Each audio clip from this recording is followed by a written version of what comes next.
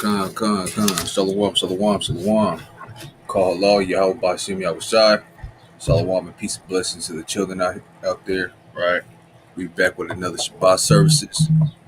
Make sure y'all tune in, tap in, get some of this good morning breakfast, right? Get some of that good bread, knowledge, wisdom.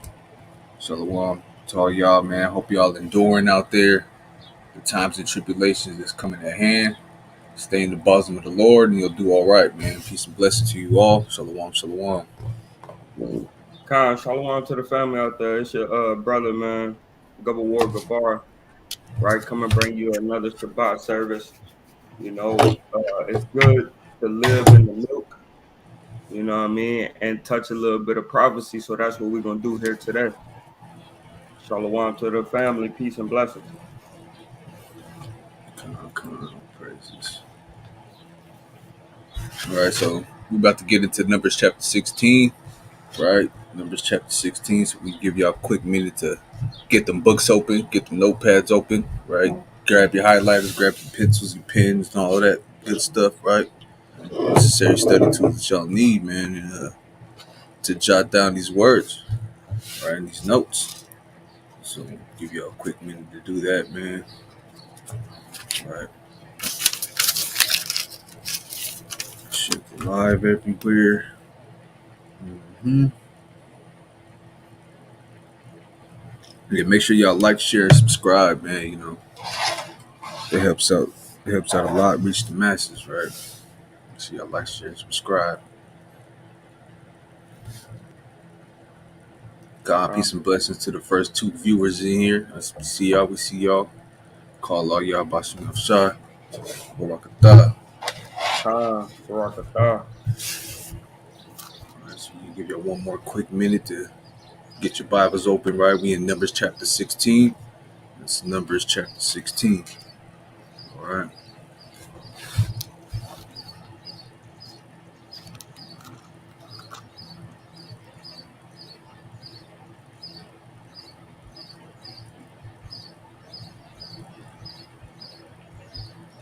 Con, you ready, King?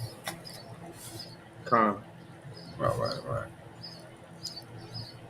All right, y'all. So here we go, man. We're gonna dive right into it, right? Numbers chapter 16 and verse number 1, right? Number 16 and verse 1. And it reads, Now Korah, the son of Ishar, the son of Kohath, the son of Levi, and Dathan, and Abiram, the sons of Eliab, and On, the son of Peleth, sons of Reuben, took men. And they rose up before Moses with certain of the children of Israel, 250 princes of the assembly, famous in the congregation, men of renown. So these are great men, man. Men that's trying to, right?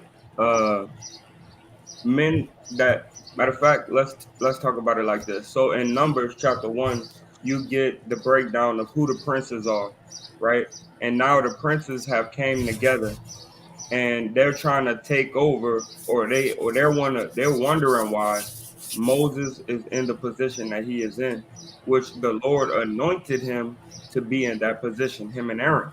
Now these brothers are getting jealous because they're Levites also, right? And we're gonna get this story right now, man. That's right. All right. Verse 3.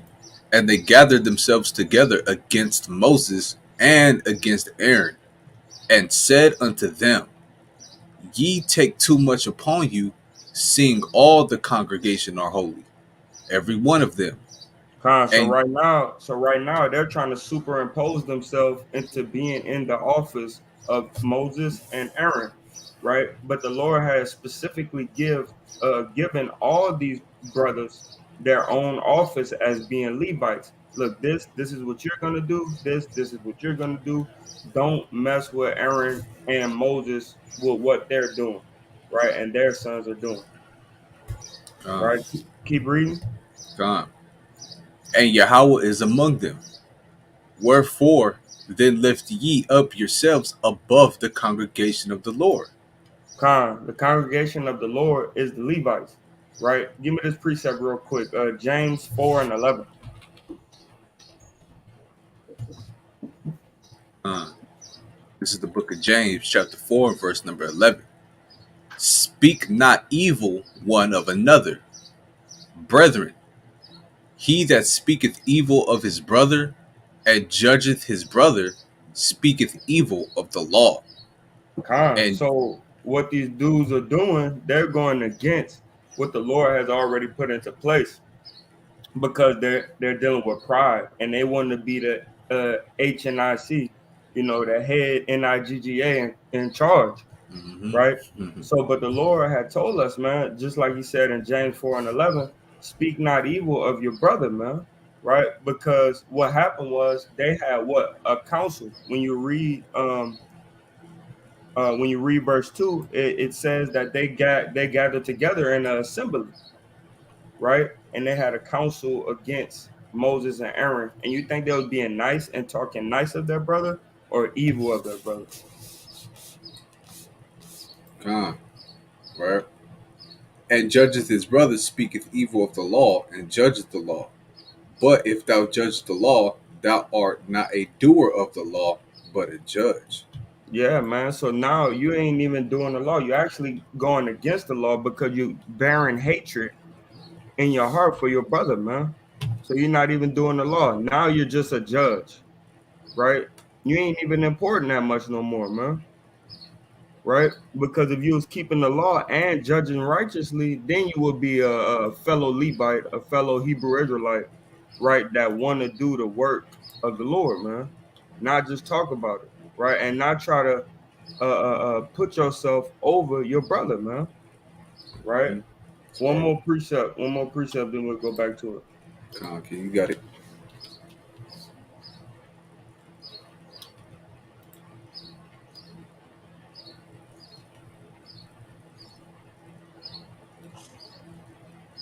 Give me the book of Luke, chapter 14 and verse 11.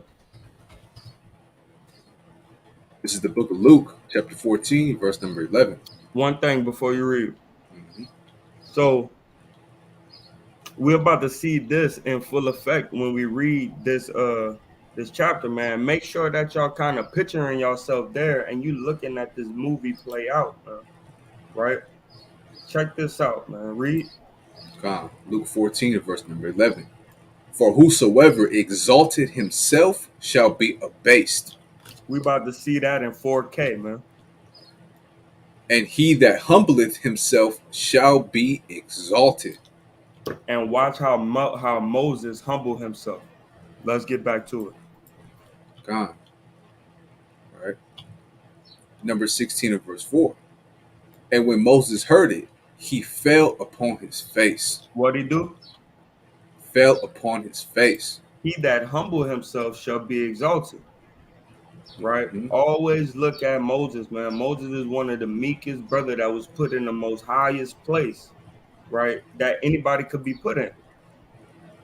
Right? Go ahead. Con, verse 5. And he spake unto Korah and unto all his company, saying, even tomorrow Yahweh will show who are his and who is holy, and will cause him to come near unto him. Even him whom he hath chosen will he cause to come near unto him. So now somebody is gonna you're gonna see in full effect who the Lord is dealing with. That's what Moses said. Just to sum it up, because I noticed the KJV, what he's saying is the Lord gonna tell you and show you who he gonna choose by his actions, right? It's gonna come to pass, right? Finish that prophecy. Verse 6.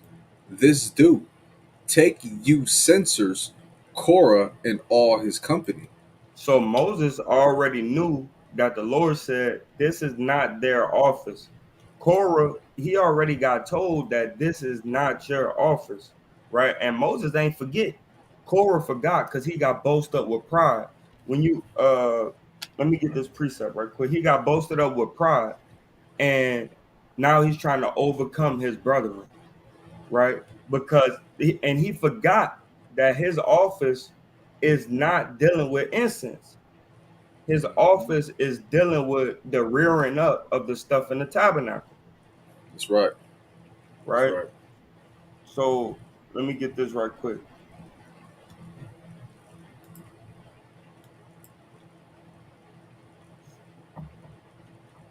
First Corinthians chapter 8. First Corinthians 8. Mm-hmm.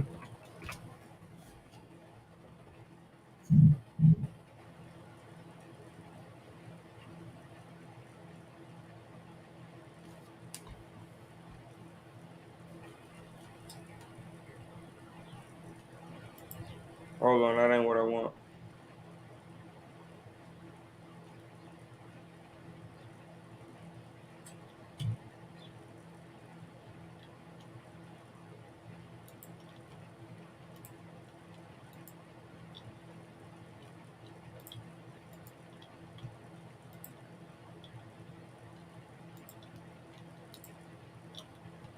Khan, shalom, shalom to the third viewer in the chat. All praise to the Most High. Zephaniah 2 and 10. Khan, Khan. It's the book of Zephaniah, chapter 2, and verse number 10. Right. This, this shall they have for their pride, because they have reproached and magnified themselves against the people of the Lord of hosts. And Aaron and Moses is the people of the Lord of hosts, man. He already told everybody what their offices is. Give me First Timothy chapter 2.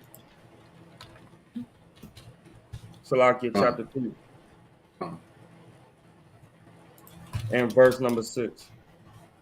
It's the book of First Timothy, chapter 3, and verse 6. Not a novice, lest being lifted up with pride, he fall into the condemnation of the devil. And that's what these brothers are about to do, man. They're about to fall into condemnation, right, of the devil, man. Right? They have been deceived, man, by the counsel of their own thoughts, man. Right?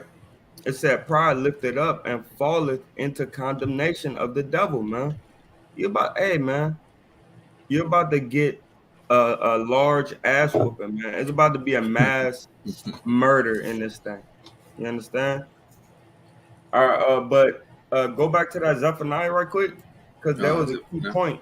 Yeah, there was a key point on that Zephaniah. Verse Um, 11. uh, verse 10, 2 and 10. Khan. The Zephaniah chapter 2, verse 10. This shall they have for their pride, So this is what these folks gonna have for their pride, man. Right? Go ahead. because they have reproached and magnified themselves. What they did, Reproached and magnified themselves. man, they're magnifying themselves. They're trying to make them because they are the chosen of the Most High in the chosen, right? So I know that's kind of a tongue twister, but they're chosen inside the children of Israel. Even though we are the chosen, the Levites are chosen, man, right? And they're like, okay, I'm chosen too. Why can't I do this?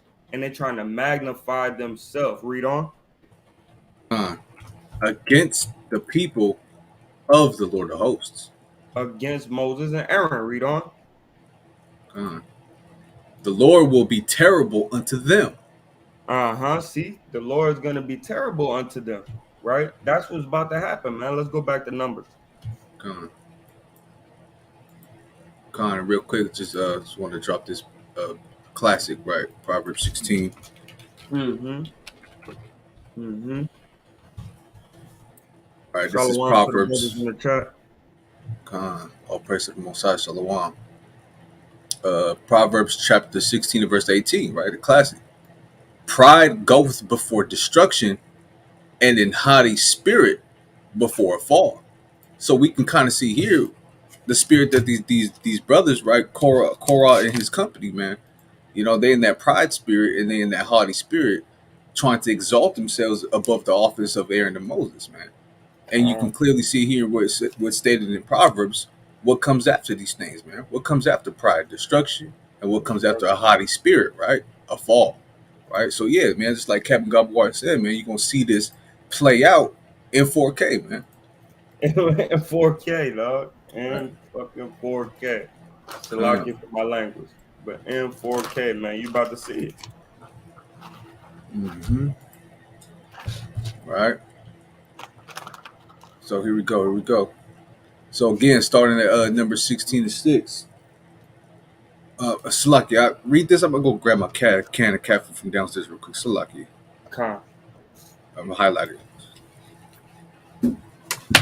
All right. This is the book of Numbers, chapter 16 and verse 6. Um, I'm gonna start at 5. And it reads, and he spake unto Korah and unto all his company, saying, even tomorrow the Lord will show who are his and who is holy, and will cause him to come near to him. Even and when he's saying cause him to come near unto him, it's talking about who he's not gonna punish, right? Who's gonna be saved from this situation. And he said, even him who he had chosen will he cause to come near unto him. This do take you censers, Korah, and all his company, and put fire therein, and put incense in them before Yahweh tomorrow. And it shall be that the man whom the Lord doeth choose, he shall be holy, right? He shall be separate. He shall be saved from this coming thing that's going to happen. Ye take too much upon, oh, Salaki. All right, Khan. And he said, the Lord doeth choose, he shall be holy. Ye take too much upon you, ye sons of Levi, right? Because you already have an Mm-hmm. office, man, and you trying to come in here and do my office too. Sit in your spot, man. Love your office, man. Right? Clean up your office. Tighten it up. Put the right things up in the office. Right? Don't come over here trying to do my job too. Right? That's Um, right, man. What Con. verse? I'm on 8. God, that's right, man. You know, hey, the Lord blessed you with a cubicle, man, but you wanted to go in the big CEO building, man. His chambers, right? Yeah, no. Hey, man, you still on the top floor though, the top of the skyscraper, man. So you got to humble yourself. Oh man, no, I want that CEO office building, man. This cubicle, man. They say nothing. Hey, man, you got to humble yourself, man. Appreciate what the Lord has already blessed you with. Yep. And then the Lord will exalt you and you will be that CEO. That's But right. you gotta see your works in the state that you're in first, Okay. right? Right. Number 16 and verse 8. Right. And Moses said unto Korah, hear, I pray you, ye sons of Levi, seemeth it but a small thing unto you that the God of Israel hath separated you from the congregation of Israel to bring you near to himself to do the service of the tabernacle of the Lord and Come to on, man. stand Hold on, before. hold on. Before you keep on going, King. So right here is letting you know, man, that even Moses is like, bruh, like the Lord already gave you so much, right? He took you from among, he chose you from amongst his chosen to give you an office in the tabernacle, which is rearing the stuff up, making sure that we're able to move the way we need to move, right? He gave you an office, and now you want to do this? Like, come on, brother. Moses basically trying to get this brother to repent, man. Right? Mhm. Before it turned out bad for you, man. Just say, look, man, I don't want to do the censer and the incense. I'm sorry. I messed up. Right? Why you gonna go all the way through with this thing, man? Because pride lifted up, man. Mhm. Con, right? Con, to bring you near to himself to do the service of the tabernacle of the Lord and to stand before the congregation to minister unto them. Man, meaning you're better just think about it like this. You got a better office than the rest of the tribes, Mhm. right? But the Lord, when we read in 17 and 18, mostly 18, you're gonna see what we had a good office too. We got to thresh the floor, we got to glean the corn, we got to create the wine, uh, grind the flour. We have a hell of an office too, as being the children of Israel. But their office is beautiful, and the Lord made. We're gonna get there. We're gonna get there. I don't want to jump the gun. We're gonna get there, right? You kind of understand where I'm going, right? Yeah, kind. All right. Yeah, I don't want I read all to. through it already. I don't want to be losing. I don't want to be losing you at least. Nah, I know what's going on. I read this Uh, thing. Come, right, right. Verse 10.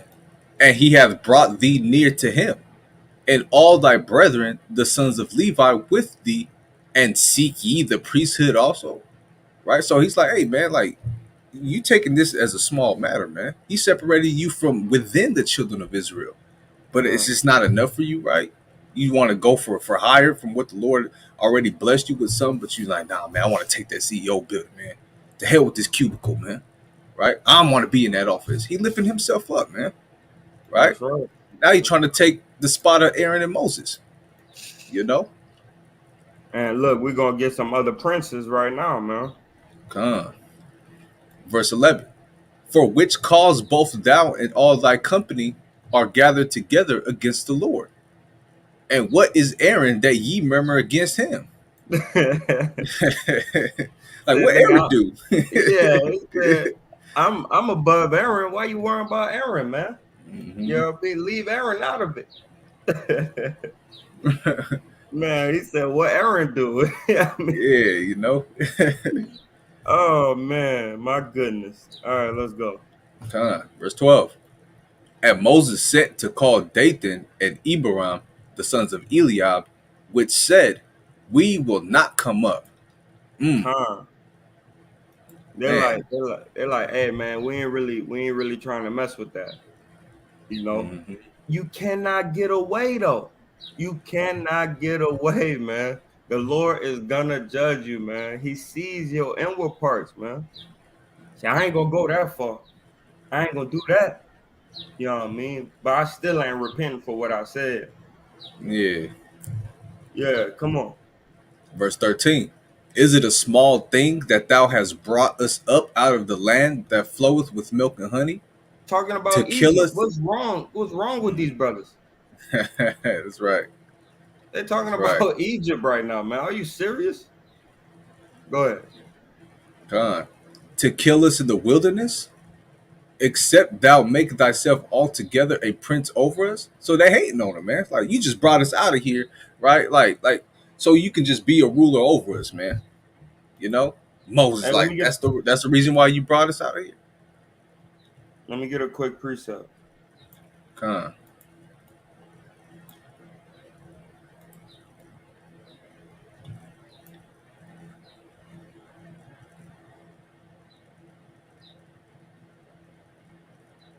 Go to the book of Exodus. Hold on.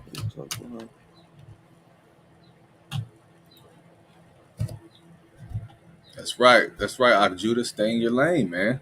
The lane that the Lord blessed you with. You know? You doing 60 miles, you doing 45 miles per hour, man. You can't jump in the lane going 70, man. You gonna crash into somebody. Or somebody gonna crash into you, right? That's Become a right. wreckage, man. That's right. Exodus, Exodus 20, and go to about 18.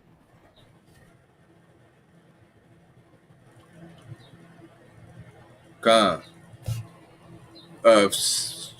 Hold on, hold 17. on, hold on. Yep. You know what I want. Yep. Con. This is the book of Exodus, chapter 20, verse 17. Thou shalt not covet thy neighbor's house. Thou shalt not covet thy neighbor's wife, nor his manservant, nor his maidservant, nor his ox, nor his ass, nor anything that is thy neighbor's. I didn't even want that, but through the Spirit, that's where you wanted to go. And we see these brothers is coveting the office of Aaron and Moses, right? Mhm. But that ain't what I wanted. I really wanted this because this is the reason.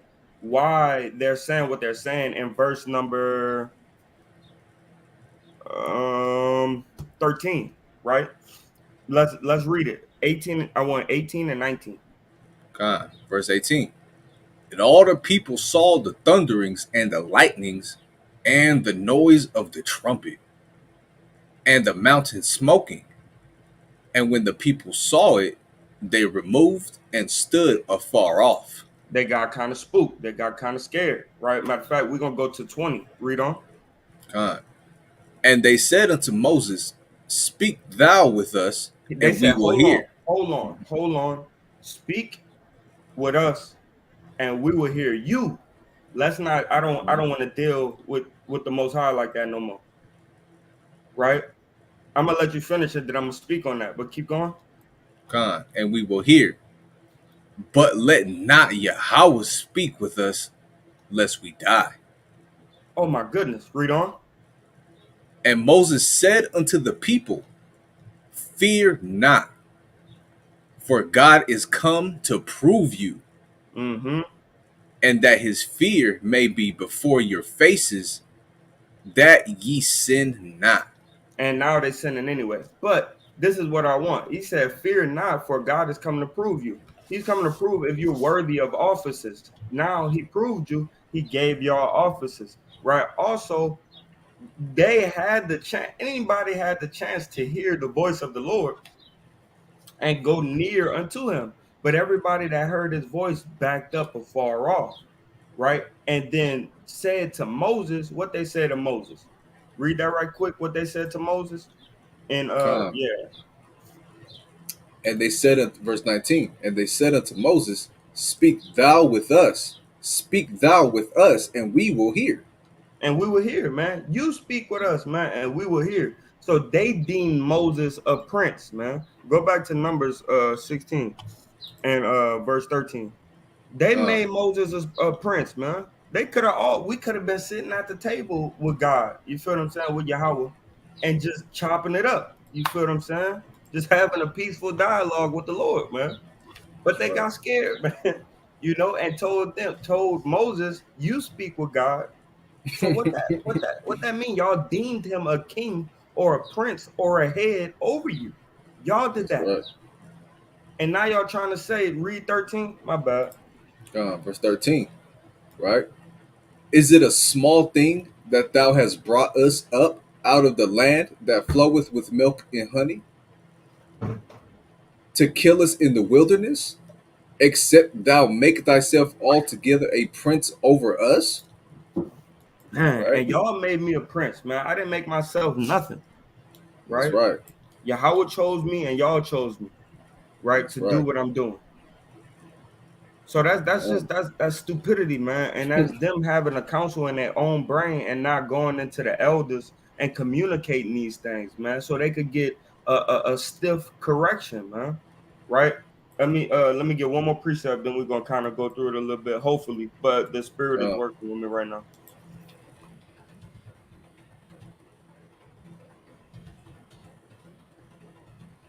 Cause something that Israel don't like to do, bro, is go get counsel from the elders, man, or from thy brethren, man, that you know gonna give you wise counsel, man. Right? Give me Ecclesiasticus, right? Sirach, uh, chapter chapter 37 and 13.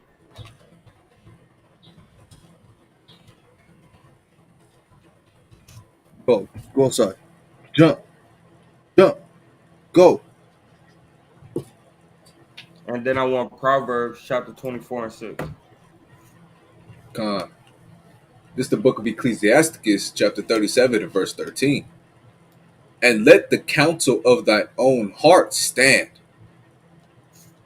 for there is no man more faithful unto thee than it. Nah, I don't want that. I don't want that. Give me 30. Give me Sirach 30 and 21. Con, No, Salakia 6 and 2. My bad. Salakia. Give me 6 and 2. This con, is more so what I'm looking into. All right, go ahead. con. This is the book of Ecclesiasticus, chapter 6 and verse number 2. Extol not thyself in the counsel of thine own heart. You don't want to be in your room or on your bed or in a assembly with people that got a alt or a disagreement or a, a form of hatred towards their brother, man. You don't want to be in that facility or in your own house with these thoughts, man. Read. God, that thy soul be not torn in pieces as a bull straying alone. And now that's what happened. Now you just like, who the hell he think he is, man? Now they on Mhm. Moses' helmet, like who the hell he think he is when he don't think himself to be nothing, man. This the meekest man, right, that ever walked the earth, man, according to scriptures, man. That's right. The meekest man, the lowliest man that ever walked the face of the earth, the man that cared about Israel so much that he put his own life on the line, man. His own salvation. He said, "Blot me out of the book of the out of the book of life, right? And not these people, man. Right? If you're gonna do this, blot me out of the book of life. But Father, repent, right, from this thou thoughts, man. Right? Roughly paraphrasing so that the people of Egypt don't think that you took us out of here just to kill us, right? Took us out of the land of Egypt just to kill us, man. Give me the book of Proverbs, chapter 24 and 6. God.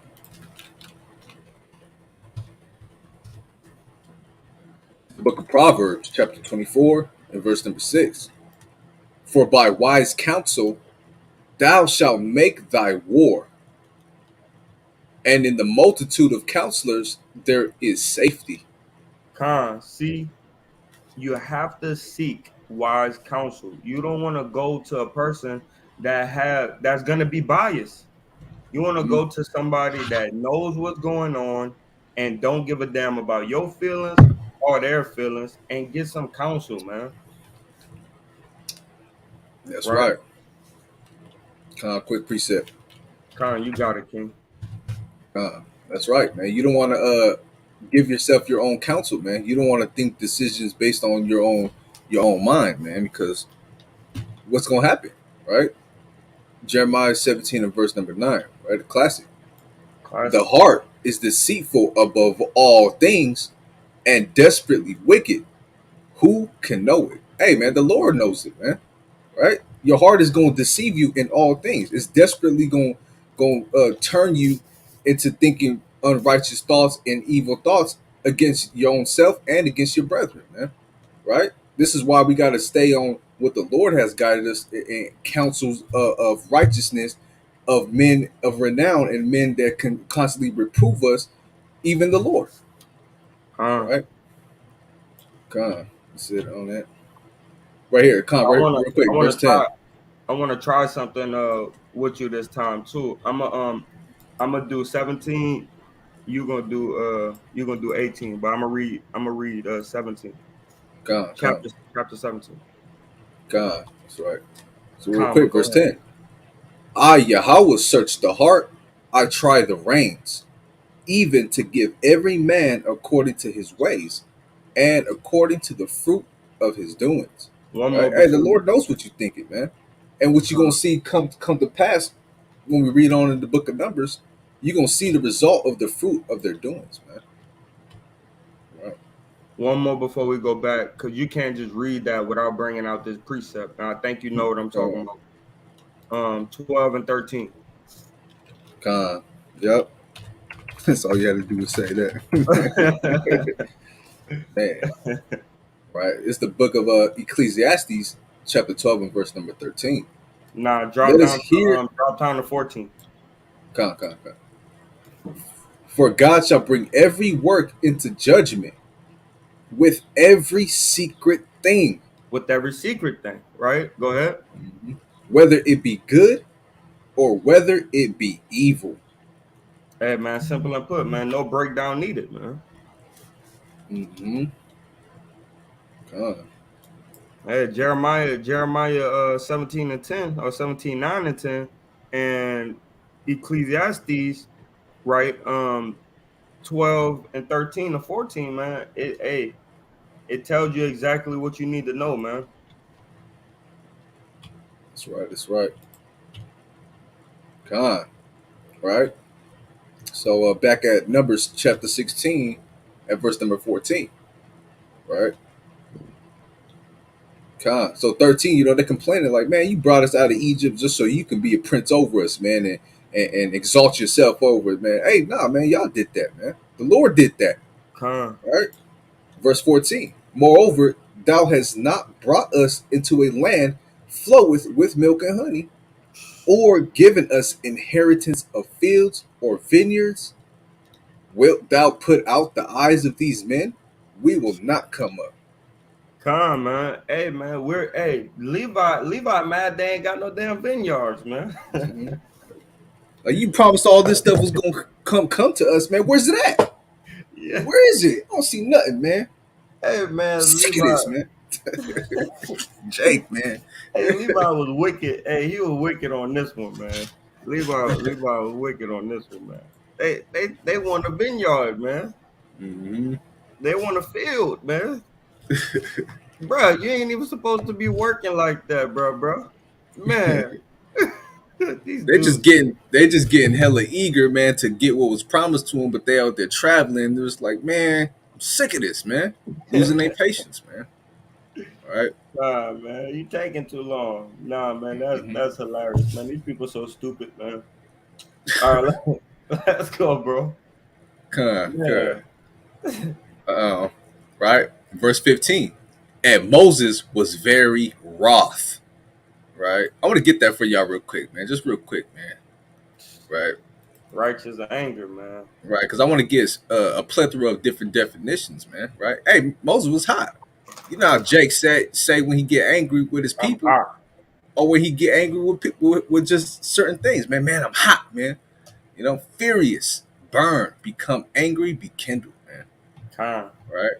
Said, this woman got me hot with her, man. You know what I'm Mm-hmm. saying? I'm That's right. on one. You know what I mean? And you look like you kind of steamy, y'all. You know what I mean? You look like you got smoke Mm-hmm. coming out of your ears, man. Mm-hmm. You know what I mean? Cause you get hot, That's right. man. Con. Right. So Moses was very wroth and said unto Yahweh, respect not thou their offering. I have not taken one ass from them, neither have I hurt one of them. Man, Mm. hey, read it again, cause I think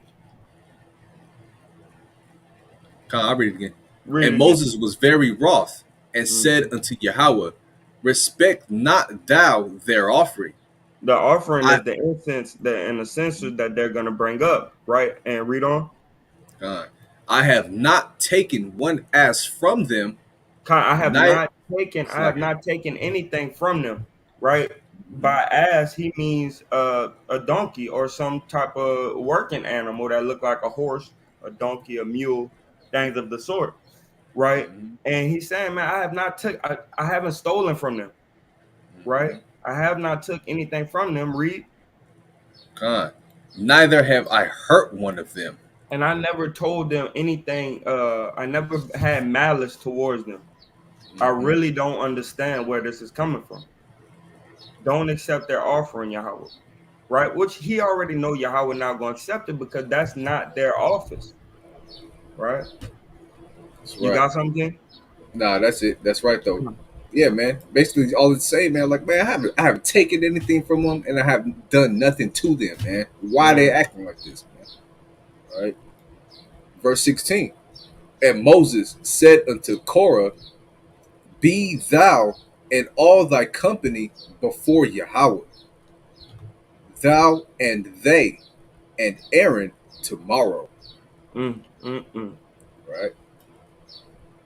And take every man his censer and put incense in them, and bring ye before Yahweh every man his censer, 250 censers. Time 250 censors because it was 250 men. Right? Mhm. Keep that in mind. Let's go. Thou also and Aaron, each of you his censer. Mm-hmm. God. And they took every man his censer and put fire in them. Khan, I want to state something right quick. It said, and Aaron and each of you, Aaron and Aaron, each of you, his censer, right? Talking about the Zadokites, the brothers that's under Aaron, right? Mm-hmm. Y'all take y'all censers and come up too. But there's a key thing, 250, 250 censers. And then we have Aaron and his children, right? Go Mm-hmm. ahead. And laid Slakia. And they took every man his censer and put fire in them, and laid incense thereon, and stood in the door of the tabernacle of the congregation with Moses and Aaron. Uh-huh. And Korah gathered all the congregation against them unto the door of the tabernacle of the congregation. Mm-hmm. And the glory of Yahweh appeared unto all the congregation. Khan, was it a light, right? Was it a flash? Was it the Lord? No, his judgment had happened, right? Go ahead. And Yahweh spake unto Moses and Aaron, saying, Separate yourselves from among this congregation, that I may consume them in a moment. In a moment, man. That is ridiculous, man. And why you, Mm, if his glory was in front of everybody, why you think he only spoke to Moses and Aaron? Because he was in there, he was in Moses, he's in Moses and Aaron heart. He's in there, he in their mind, that's right. right? He told, hey, look, man, the subconscious mind that the Lord be dealing with, like, hey, man, get up out of here. I got him, right? I'm gonna handle That's your right. light. I'm gonna handle your lightweight. That's right. That's right. Right. And it reads, verse 22. And they fell upon their faces and said, O God, the God of the spirits of all flesh, shall one man sin, and wilt thou be wroth with all the congregation? Mm, mm, mm. Right. And the Lord spake unto Moses, saying, Speak unto the congregation, saying, Get you up from about the tabernacle of Korah, Dathan, and Abiram. Khan. So Moses and Aaron fell on their faces and asked the Most High, "Are you gonna kill all these people because of the sin of these brothers?" Right? No, man. So that's when the Lord said, "Hey, go ahead and tell them then, because I was about to mess them all up." But Mm-hmm. you know what I mean? If you're about if though hand join in hand, the wicked shall not go unpunished.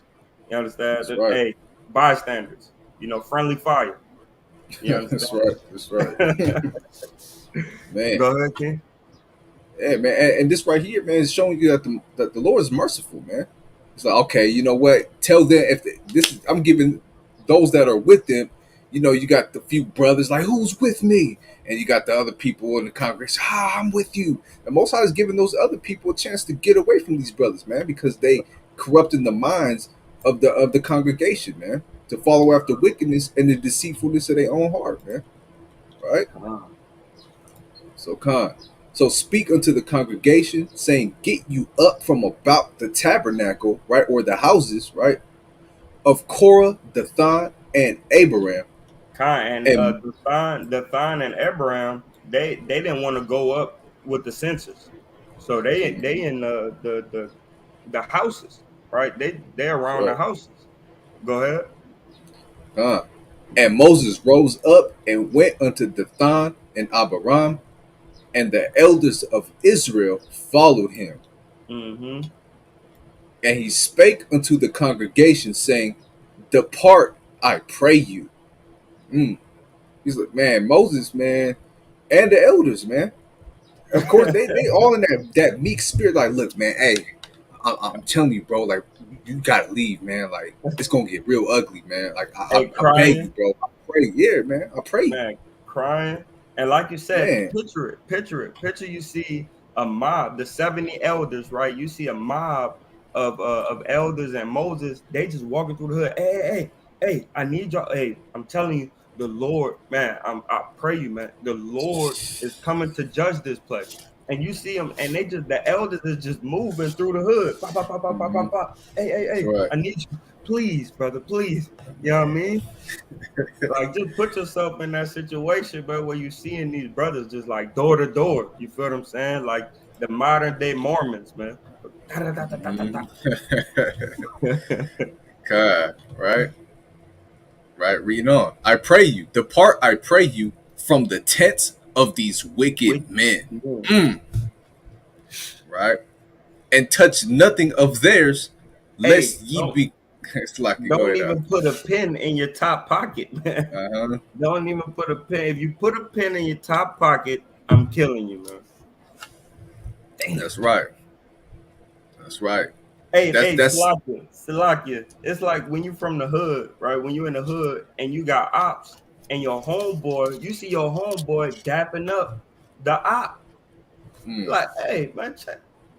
You should start shedding a tear. You like, I don't know what he was doing over there, man, but I'm sorry. And you gotta kill him that's because right. he might be an intruder now. You know what I'm saying? He loving both sides, right? That's right. Same thing, man. If you take some of their stuff, you basically dapping the op hand. And the Lord said, hey, Mm-hmm. man, yo, you didn't listen, Con, right? that's right. It's given that sense of you you're longing for something that's about to be lost that you have gotten as a gift from these wicked men, man. It's kind of similar to what we read in Genesis 19 when Lot's wife and then was escaping out of Sodom and Gomorrah, man. Hey, she looked back, man, like, longing for the things that was about to be lost, the things she built up there, the things she have gotten in that place. Like, I'm gonna miss this place. No, man. You straggling the fence. You're on both sides of the fence now. Oh Yeah, man, you man. know what? Cora kind of gave me this thing, man. I'm gonna miss you, brother Cora, but put that in my buzzer. I'm going. No, man. Depart from these wicked men means you gotta physically depart from it, and you gotta spiritually and emotionally depart from them, man. It's like, You hey, know? Salaki, it's like my daddy gave me that chain. You know what I Yeah. mean? My God, grandmama gave me that chain, man. You know what I mean? From off of Friday, man. Who he gonna that's cry in the right. car? Yeah, man, because now you got this thing. You're like, damn, man, Cora, man. I knew, man, that brother was a good brother. The Lord don't want to hear none of that. That's The right. Lord don't want to hear that. He's sick of Cora, That's man. right. And you should be sick of them too, man. What's wrong with Yeah, you? straight up. Real quick, Shalawam, Lieutenant Agnet the Nine Man, Tawab Bakar, Shalawam Akil, Sabah Shalawam. Khan, Shalom, Lieutenant Netanyahu, man. Right, the soldier above soldiers, man. praises, no praises for that brother, man. Right, yeah, man. So yeah, don't long for the ways of the wicked, man, or his wicked deeds, man. Right. So right, Khan, depart, I pray you, from the tents of these wicked men, and touch nothing of theirs, lest ye be consumed in all their sins. Yeah. Right. Verse Ah, 27. So they gat up from the tabernacle of Korah, Dathan, and Abiram on every side, and Dathan and Abiram came out and stood in the door of their tents, and their wives and their sons and their little children. Right? Con, And before you keep going, let's get uh, something that David prayed for. 'Cause that's what these brothers should have been praying for. Give me Psalms 51 and 10. uh, This is funny, man. Now that I'm reading it with you, King, I'm like, this is fucking Salakia. This is hilarious. The things that these brothers is doing, man. Like, have you not known why his name is Yahweh?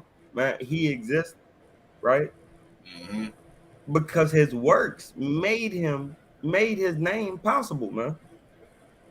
uh, Right? Your Lord truly exists, man, through the things that he did to Pharaoh, man. Right? Go ahead. I'm gonna start at 9. Psalms 51 in verse 9. Hide thy face from my sins and blot out all mine iniquities. All they had to do was repent, man. Right? And then Mhm. ask for this. Create in me a clean heart, O Yahweh, and renew a right spirit within me. Khan, this is why David was asking and praying this prayer, is because he know how wicked our people could be, man. The king deal is to read these laws twice, right? To write them and to read them, right?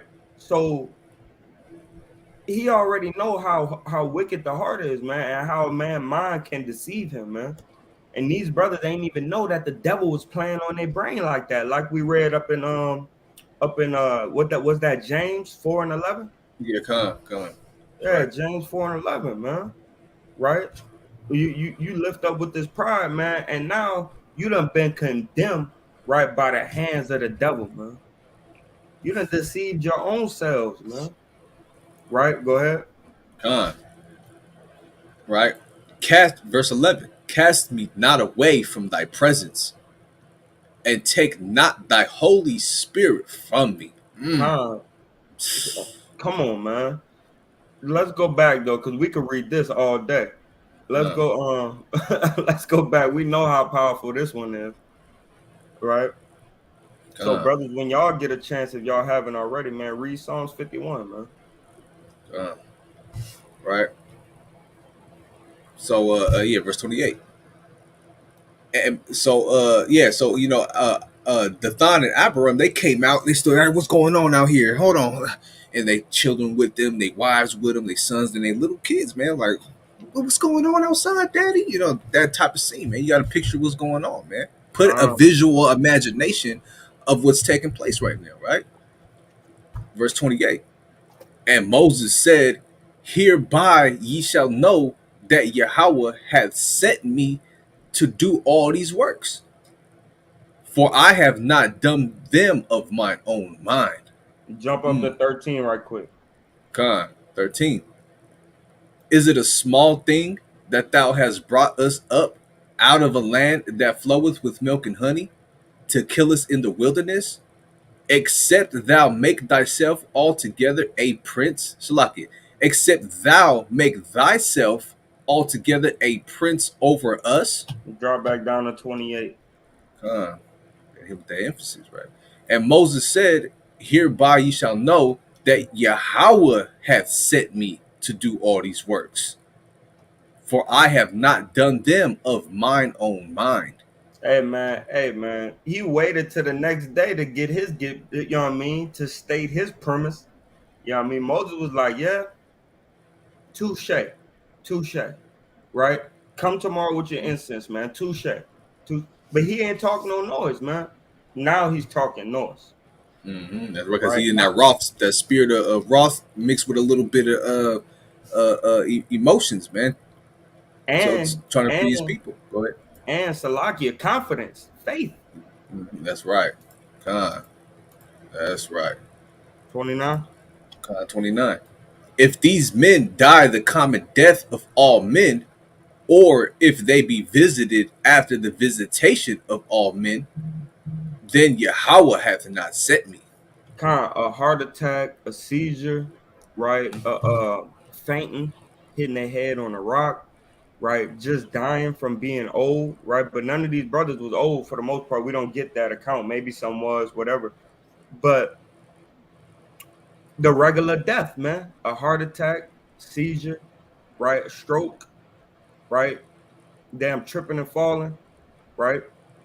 If these brothers die that death, cool. I ain't sent, right? But something miraculous is about to happen. Go ahead. Con, that's right. Con. Verse 30. But if Yahweh make a new thing, and the earth open her mouth, and swallow them up, with all that appertain unto them, and they go down quick into the pit, then ye shall understand that these men have provoked the Lord. Con, go get that word appertain, right? This is why he said, don't even put that pen in your top pocket, man. Don't That's put right. that pen, because It's not. It's that not pen there. gonna drag your ass down to the pits of hell, man. It's not there, King. Huh? It's not there. All right, Con. God. Well, all that pertaineth unto them, man. Right. All That's that right. they have, right? You gonna go down with them. That's right. Right. Verse 31. Right. And it came to pass, as he had made an end of speaking all these words, that the ground clave asunder that was under them. Man, Man, hey man, hey, look man, y'all brothers and y'all sisters in this chat, man. Y'all seen them sinkholes, man? Have you ever seen man. a sinkhole? Go get it right quick. Go get it right quick. Let me Show get them what a it. sinkhole is. This the first time that happened to it happened, man. Man, I'm sheesh. talking about finish. But Let this me one put was massive, even better. This massive. one was man, this one was even better because the Lord did something even more marvelous, man, than a regular sinkhole. Oh, this it right here. Golly. Holy smokes, man. Holy smokes, man. And then I want y'all to take a look at this green one before we get back. Before we Con, go back, I want them to take a look at that green one. con, going back now. 1 second. The one in the green field. Yeah, in the green field. That's correct, Con. That one right there. So take a look at that right there. Remember, we're in the wilderness. They got trees, they got grass, right? So understand that there's trees and grass around here, but this is how it looked. Now go back to the scriptures and let's read on. Con, man. Watch what was even more miraculous that the Lord had done, man. Con, going back. So lucky. He said you can't Right. leave those damn sinkholes alone, huh? Right. That the ground clave asunder that was under them. Right. Right. 32. And the earth opened her mouth and swallowed them up, and their houses, and all the men that appertained unto Korah, and all their goods. Mm-hmm. Mm. Keep going. They and all that appertained to them Watch went this. down alive into the pit, and the earth closed upon them. Mm. What? What? The earth closed upon them, It was no more sinkhole. It went away. It went away. and they perished from among the congregation. Man, the It Most went High said, away "Whoosh, whew, done." That's why he says that I may consume them in a moment, man. in a moment, Quick. man. Hey, man, the Lord did them dirty, man, and then made it as though they have never been, Oh man. To the dust thou shalt return, man. man, Man. and made it though they had never been, man. And two of these brothers and sisters, man, jumping in and out, man. Y'all need to stay fast, man. It's the Lord's day. We reading the law, man. Enjoy it, right? Enjoy it, man. Stay in here, man. Nothing is more important than getting this milk, man. That's right. Right? On the Lord's day, He commanded us to do this, man. Go to Deuteronomy 6 and 4. God. I just want to recharge brother's mind, man. You ain't, hey, to be honest, today you ain't even supposed to be dealing with TV, video games, push up, kicking the ball outside. You ain't supposed to be dealing with none of these things, but you should be reading actually the law the whole day, man. That's right. Right? Go ahead. God.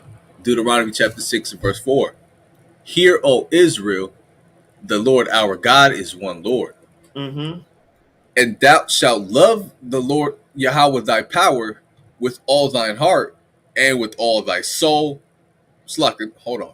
And thou shalt love Yahweh thy power with all thine heart and Mm-hmm. with all thy soul Mm-hmm. and with all thy might. Uh-huh. Go ahead. And these words which I command thee this day shall be in thine heart, Uh-huh. Go ahead. and thou shalt teach them diligently unto thy children, and shalt talk of them when thou sittest in thine house, Mm-hmm. and when thou walkest by the way, and when thou liest down, and when thou risest up. Kyle, keep going. And thou shalt bind them for a sign upon thine hand, and they shall be as frontlets between thine eyes. Kyle. See, so the Lord had hey man, if you gonna serve the Lord in truth and sincerity, man. Don't if you if you're not on this live, at least open your Bible and be reading the law, man, because today was ordained to go into the law, man. Right? Don't jump in and jump out, man. Stay in here, man. Hang in there, man. We're gonna get into some prophets. We're gonna go into the gospel, right? But today is for the law, man. Don't get bored with the law, man. Right? Get that precept, man. Because y'all serveth me without joyfulness and gladness of heart, Con. right? Yep, Give me that. got you.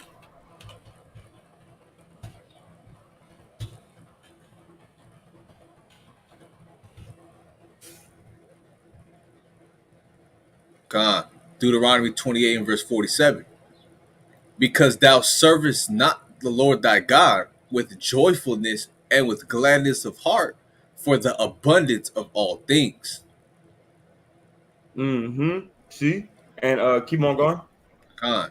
Therefore shalt thou serve thine enemies. That's why we're in the position that we're in right now. Get this precept for me right quick. Acts 13 and 15. Right? Because we gotta serve the Lord thy God with joyfulness in our heart, man. Because if not, what happened to us, man? We serving the enemy, man. When we gonna be on top, man? We need to be on top. The reason why we not on top is because we don't serve the Lord with joyfulness and gladness of heart, man. We think of it as being a damn job, man, a gig, right? And it is, but we should love this job, man. Right? We should love this job. It shouldn't be the job that you wake up and you're like, oh man, again, Man, right? that's Again, wicked. we gotta go through the law again. All you Ay, do is ay, talk ay. about the law.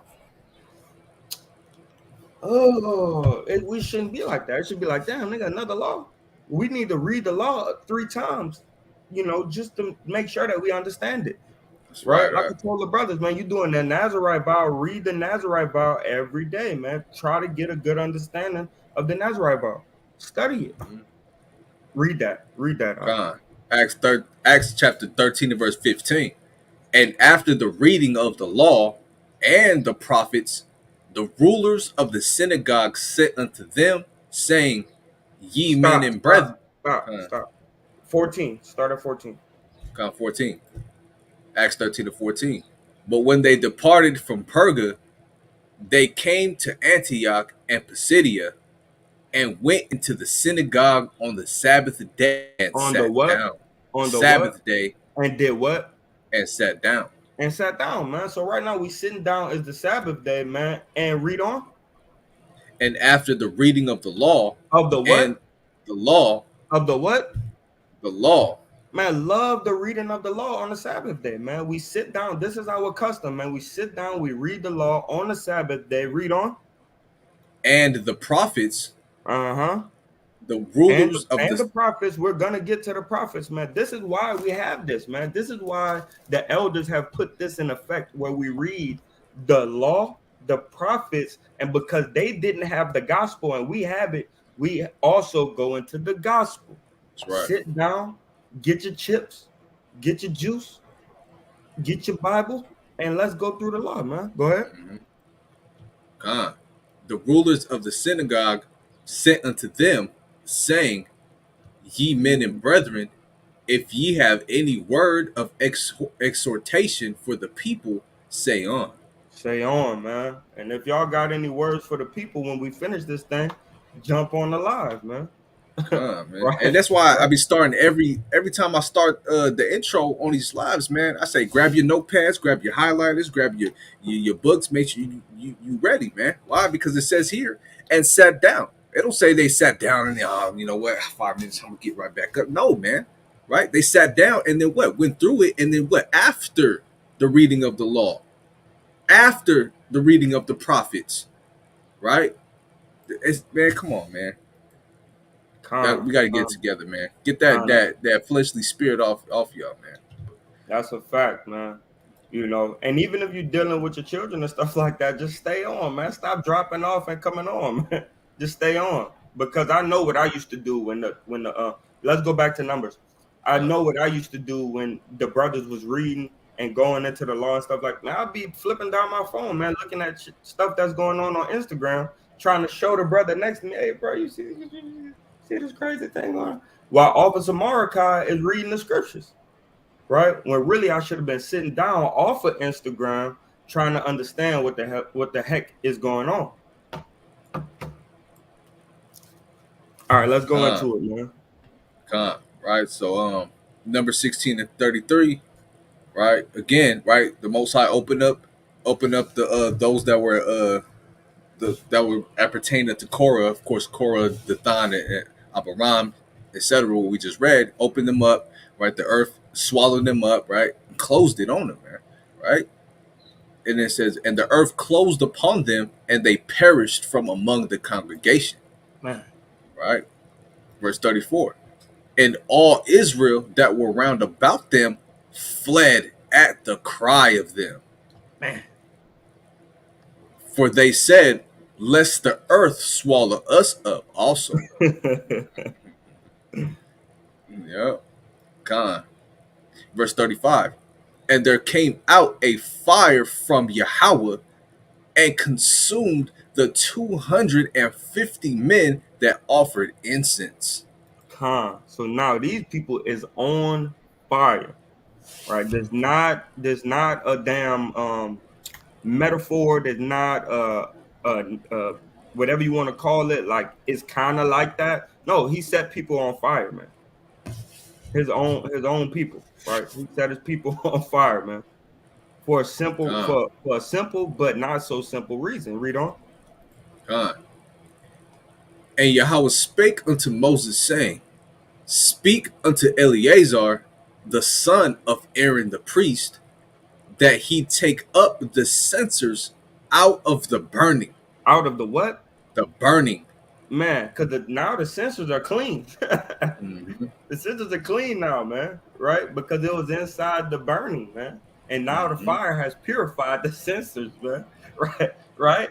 Check it out. Keep reading, not.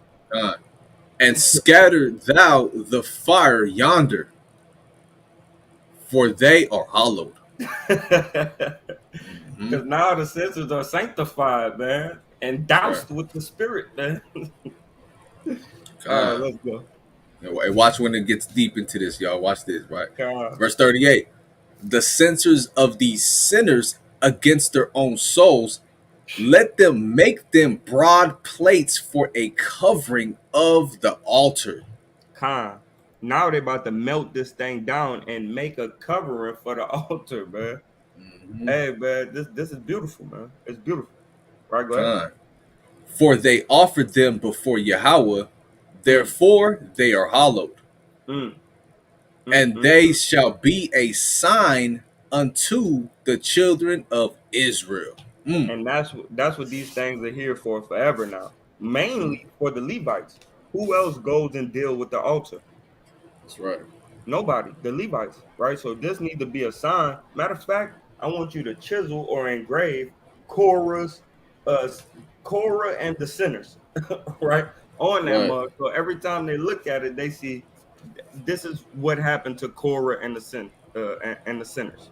Con. And through the spirit, man. Right. Watch this. Right. Through the spirit. Watch this. Con, Look. And thou shalt teach them diligently unto thy children, and shalt talk of them when thou sittest in thine house, con. and when thou walkest by the way, and when thou liest down, and when thou risest up. Right? The Mhm. proper context is talking about the commandments and the laws, man. But also Con. you can take things of a testimony of the Lord and something that's of a memorial, and you can teach them diligently unto thy children too. Right? That's Hey, correct.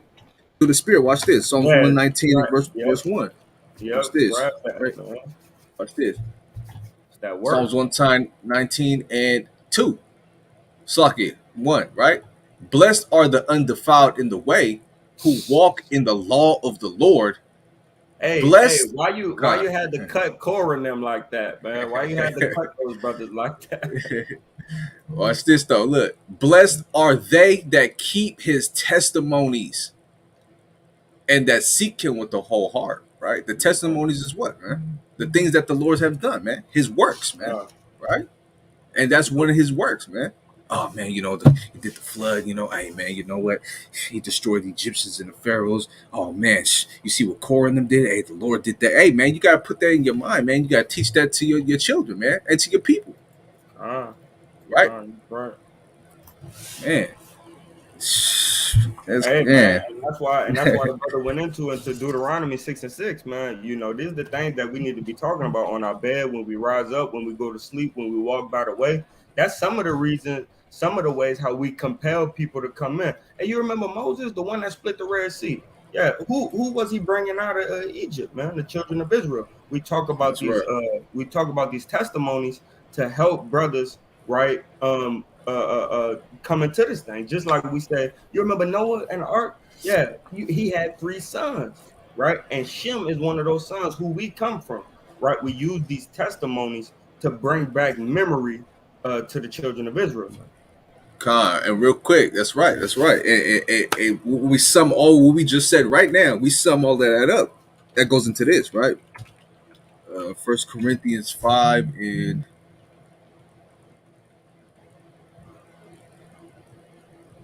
where's the second core 5. 1 second, y'all bear Con, with me real quick. con. Yeah, man, we're about to sum that thing up, man. The big conclusion, man. The climax of the whole situation, right? Watch this, watch this. Second Corinthians 5 and 11. Knowing therefore the terror of the Lord, we persuade men. Mm, mm, But we are made manifest unto God, and I trust also are made manifest in your consciousness, man. con, Right? So the terror of the Lord, man. We speak on these testimonies of the Lord, what he does, what he'll do if you have a wicked heart, if you're going against the Lord. Hey man, that terror of the Lord shall persuade you to keep these commandments, man. That way con, you manifest it unto him, and trust that also you will be made manifest in your mind, man, and put these things in your remembrance and really hearken on these events, man. con. All That's praises, right. man. That's right, King. And the thing is, he said that it shall be also consumed, or how he set it up in there, in your conscience, man. Because when Yes, we right. use these things, it's to sear, right, like a hot iron, these laws, statutes, and commandments in the minds of the children, man. That's why we bring out pictures and posters, so you can look at it and say, that's what happened when you don't talk about the testimonies, when you don't talk about the laws, and when you don't follow them, man. This is what happened, right? All right, Art. Real quick, I gotta write something. God, so that's why we use these things. Make sure y'all take a second, man. Like the video, share the video, subscribe. If you ain't subscribed, like, share, and subscribe, man. Helps the algorithm, man, because we're really trying to reach the sheep through this platform, man. Through the power, spirit power, Yahweh Shem Shot. So make sure y'all tap that like button, man. All praises to y'all, man. Beautiful, Con, beloved, Masha man. All right, Con, Abaratazar, man. All right. Abaratazar, man. Lord willing, we able to reach as many sheep as we could possibly reach through the hands of y'all doings, man. that's right. Okay, where we at? Slovakia, right here. Bam. Yup. Made them broad plates. Yup. As a memorial, man. So they melted down the censers that they have brought. Melt that down because the Lord's going to use that. Yeah, it's sanctified. Melt it down and put it as a covering for the altar. So when they see it, man, they could be reminded of what happened, man. Right. Verse 39. And Eleazar the priest took the brazen censers wherewith they that were burnt had offered, and they were made broad plates for a covering of the altar. Con, Mm, Con. For what? To be a memorial unto the children of Israel, that no stranger, which is not of the seed of Aaron, come near to offer incense before Yahweh, Con. that he be not as Korah and his company, as Yahweh said to him by the hand of Moses. Con. And he said, man, Yahweh already told them through me not to do this thing, right? And now he's telling you, man. And when it says no stranger, it's not talking about outsiders of Israel. It's talking about the brother that's in Israel that do not have no dealings with this office, man. That's right. That's right. That's Right? right. And like I was saying, they might as well should have graven Korah, do not touch, do not do. Incense don't come if you're a stranger, right? Because that's basically what it's gonna say every day, man. When you look at this covering for the altar, man, it's gonna say Korah, don't be like him, Mm-hmm. right? And yeah, let's go. Let's keep going. Con, And when you think con. of a memorial, Salaki, when you think of a memorial, man, think of the graveyard when you go put flowers next to the damn memorabilia, man. That's right. That's man. They got the damn World Trade Center with 100, 1,000 people names on it. Oh man, I remember what happened, man. Hey man, Yeah, that's come on, man. That's that memorabilia, man. Think of that, man. It's a that's right. memorabilia, man, that you would never forget what they have done. Bring it out, con right. So now, verse 41, right, number 16 and 41, right. But on the morrow, all the congregation of the children of Israel murmured against Moses and against Aaron, saying, "Ye have killed the people of the Lord." Man, if y'all know what murmuring is basically complaining, man. It's a complaint, right? Man, right? 42. And it came to pass when the congregation was gathered against Moses and against Aaron that they looked toward the tabernacle of the congregation, and behold, the cloud covered it, and the glory of Yahweh appeared, right? So of course they witnessed. Look, man, if you how do I put this, man? Like, look, you going against the Lord. You see what happens to the people that go against the Lord, right? And you still got in your wicked mind and your wicked heart, like, man, can't believe they did that to him, man. Hey, man, they did that to him because they being wicked, right? So now you looking, damn. Now you gotta look over there far up to the tabernacle, and you see the cloud over there, like, hey, man, they getting a little jealous spirit on them, right? Oh, and the Most High still dealing with them, man. Our people, man, right? Reading on. And Moses and Aaron came before the tabernacle of the congregation.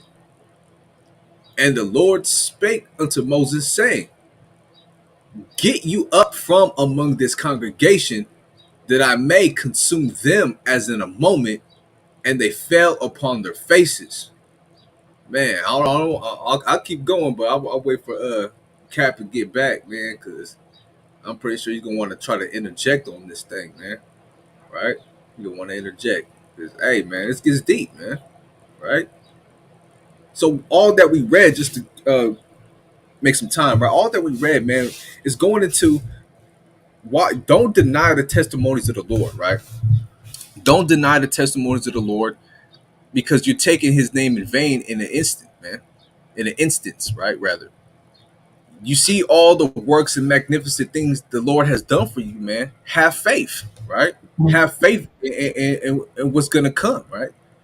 That's why Baruch 4 and 25 says, "Suffer patiently the wrath that's come upon you, but then those that persecuted you, you're gonna tread upon their neck, man." Understand the testimonies of what the Lord has done for you, and don't murmur against it, man. Keep your patience, man. Stay steadfast in this thing, man. Right? Oh man, it's not coming fast enough. Why we ain't in the land of milk and honey yet, man? You know what? I'm just gonna accept what's here in the no, man. Right? I was interjecting a little bit because I I don't want to understand. keep I going too heard you. far. I heard you. Con. Yeah, man. So let me start back up a little bit, man. Because hey, right? Just started at 44. 44. And the Lord spake unto Moses, saying, Get you up from among this congregation, that I may consume them as in a moment. And they fell upon their faces, right? So immediately Moses and Aaron was like, Like, please, man, don't do this, don't do this again, man. But we see that just from you talking smack against his anointed, hey man, we can have problems, right? Don't do it, man. So they fell upon their faces, man, because Yahweh said, "Hey, look, man, I'm not gonna take too much of this, too much more of this stuff. Watch what happens, man." And Moses tells Aaron something, man, to do quick, right? Do this fast, man. That's right. Right?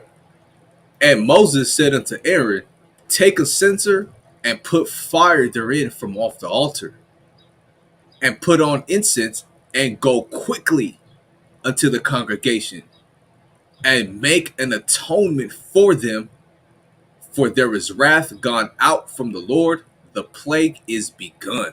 Khan, the plague has begun, man. The Lord has already started to jam these people up, man. And Moses said, because Moses wanted to save as many as possible.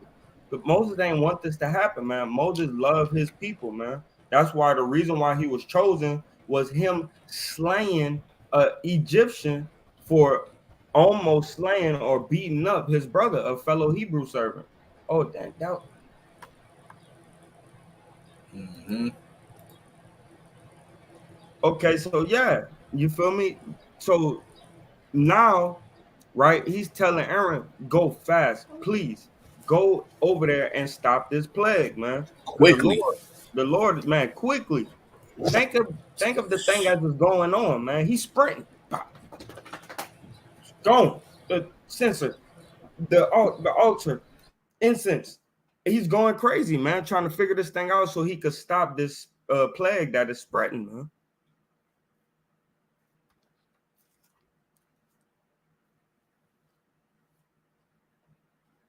Go ahead, bro. Whenever, brother, whenever you ready. That's lucky. I didn't even know I was on mute. Lucky. I was reading. Right. Con, Right. Yeah. And Aaron took as Moses commanded, and ran into the midst of the congregation. And behold, the plague was begun among the people, and he put on incense and made an atonement for the people. con. Go ahead. And he stood between the dead and the living, and the plague was stayed. Con. So he went in between, right? Uh, he went in between the light and the darkness, man. Right? He went in between the dead and the living, man. And he said a difference between the two, man. You feel what I'm saying? Because the people that already murmured, they finished, right? And the Mm-hmm. people that murmured and repented, and the people that didn't murmur, they on that light side. You feel what I'm Right. saying? So, hey, man, stay on the side of the living, man. Don't murmur against your brother, man. Try to go talk to him and figure out something or get counsel before you do that. That's right. Verse 49. Now they that died in the plague were 14,700. Beside them that died about the matter of Korah. So you also have to add on the 250 and the others, man, right? Because it was 250 plus some, because 250 just came with the sensors, right? Then you had this 14.7, right? And then you have the others, man, right? Korah and the other chief men around Korah. A lot of people died because of this one situation, man. Man. Right? Verse 50.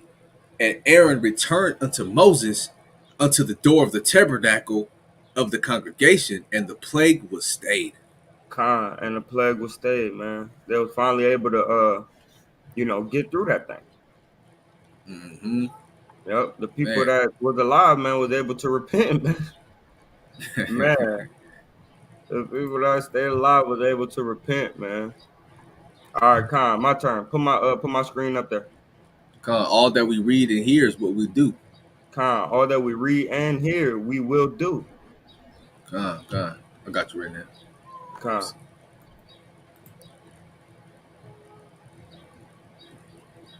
You see it, You right? got it, King?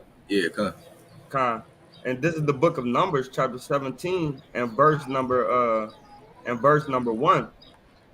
And Yahweh spake unto Moses, saying, right? Speak unto the children of Israel, and take every one of them a rod according to the house of their fathers, of all their princes according to the house of their fathers. 12 rods. Write thou Mhm. every man's name upon his rod. Right. So this is going into the staff, man. Right. Each prince, like we read earlier in the beginning of the book, man. Each prince, right, was a leader of their own camps, their own congregation, right. Princes over a prince over Judah, a prince over Issachar, a prince over Zebulon, and so on, man. So each of these princes had to take a rod, a staff in the hand to represent themselves as the leader of the camp, man. Right, and they had to write their names on that staff. Right. Huh? Go ahead. And it reads, verse 3, and thou shalt write Aaron's name upon the rod of Levi, for one rod shall be for the head of the house of their fathers. Mm-hmm. And thou shalt lay them up in the tabernacle of the congregation before the testimony, where I will meet with you. And it reads, verse 5, and it shall come to pass that the man's rod whom I shall choose shall blossom, and will make and I will make to cease from me the murmurings of the children of Israel, whereby they murmur against you. Right. So the Most High is going to choose one of these rods out of all of the princes, right? But the rod that he chooses is going to actually blossom, right? To represent and to show that the power of the Lord is still represented. It's still going to be a testimony through that blossom. Con. And it reads, Blossoming, Salaki, rather. Con. And it reads, and Moses spake unto the children of Israel, and every one of their princes gave him a rod of peace Right? for Judah each. gave the rod. So like Judah gave the rod, Issachar gave his rod, right? And we're not just talking about all the congregation of each camp. We talk about mainly the princes of each of these camps came and brought their rods, right? Read on. Con. And it reads, every one of their princes gave him a rod of peace, for each prince one, according to their father's house, even 12 rods. And the rod of Aaron was among their rods. Mm-hmm. And Moses laid up the rods before Yahweh in the tabernacle of witness. And it came to Mm-hmm. pass that on the morrow Moses went into the tabernacle of witness, and behold, the rod of Aaron for the house of Levi was budded, and Mm-hmm. brought forth buds, and bloomed blossoms, and yield almonds. Right. So Mosai chose the house of Levi, man. Right. To remain the priesthood, the main priesthood. Right. The Mosai had to reiterate again to the children of Israel and make it known again unto the children of Israel who he has chosen, man. Oh no, I'm gonna block. No, I'm gonna pick Judah this time. I'm gonna make his run. No, man. The Most High reminded you, man. Look, I chose the children of the sons of Levi, man. The house of Levi. I'm gonna do it again, right? I'm gonna show you, right? I'm gonna make Aaron's rod blossom, right? Con. And it reads, and Moses brought out all the rods from before the Lord unto the children of Israel, and they looked and took every man his rod.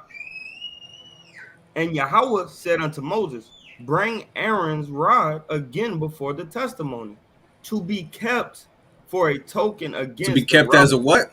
as Kept a as a what? token, to be kept as a token for a token against the rebels. Right? A token. We all know a token just means a sign, man. Again, if you guys want to rebel again, this is gonna remain here and laid up here to be a testimony to remind you again and again and again that I have chosen the children of Levi, the house of Levi, from among the children of Israel, man. Con. And thou shalt quiet take away all their murmurings from me, that they die not.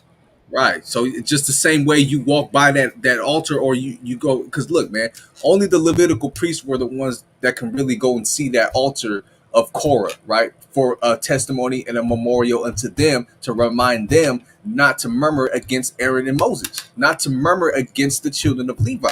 But now I'm gonna make Aaron's rod before the testimony of witness, so all the children of Israel can be reminded not to murmur against the Lord or the Levitical priests of whom I had chosen from among you as well.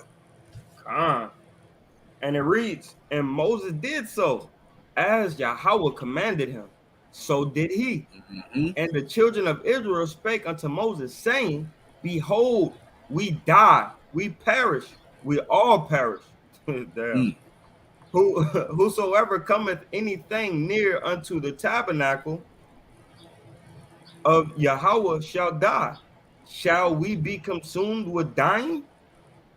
No, this is why this thing is put in place, because the Most High doesn't want it to have you perish, man. Moses and Aaron, they don't want you guys to die, man. So this is why this thing had to happen, right? Come on. All that Yahweh said, we do and hear. All that Yahweh said we will do, all that Yahweh said, and all that Slakia, little tongue twister, Slakia. All we read and all that we hear, we will do. uh, this is the book of Numbers, chapter 18 and verse 1. And Yahweh said unto Aaron, Thou and thy sons and thy father's house with thee shall bear the iniquity of the sanctuary, and thou and thy sons with thee shall bear the iniquity of your priesthood. Mm-hmm. Read on.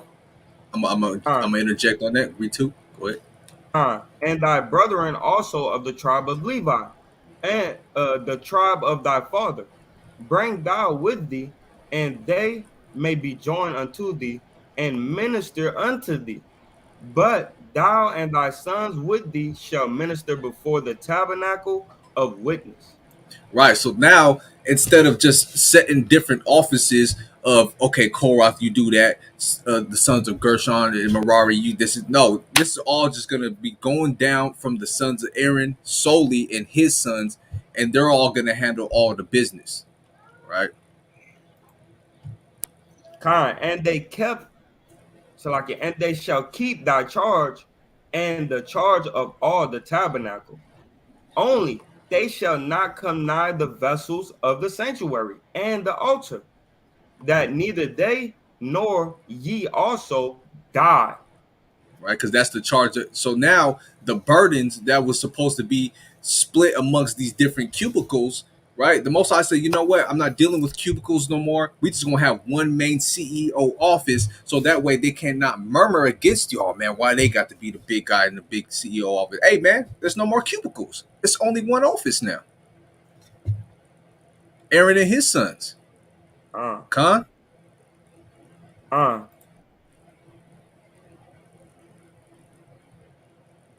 uh, it says,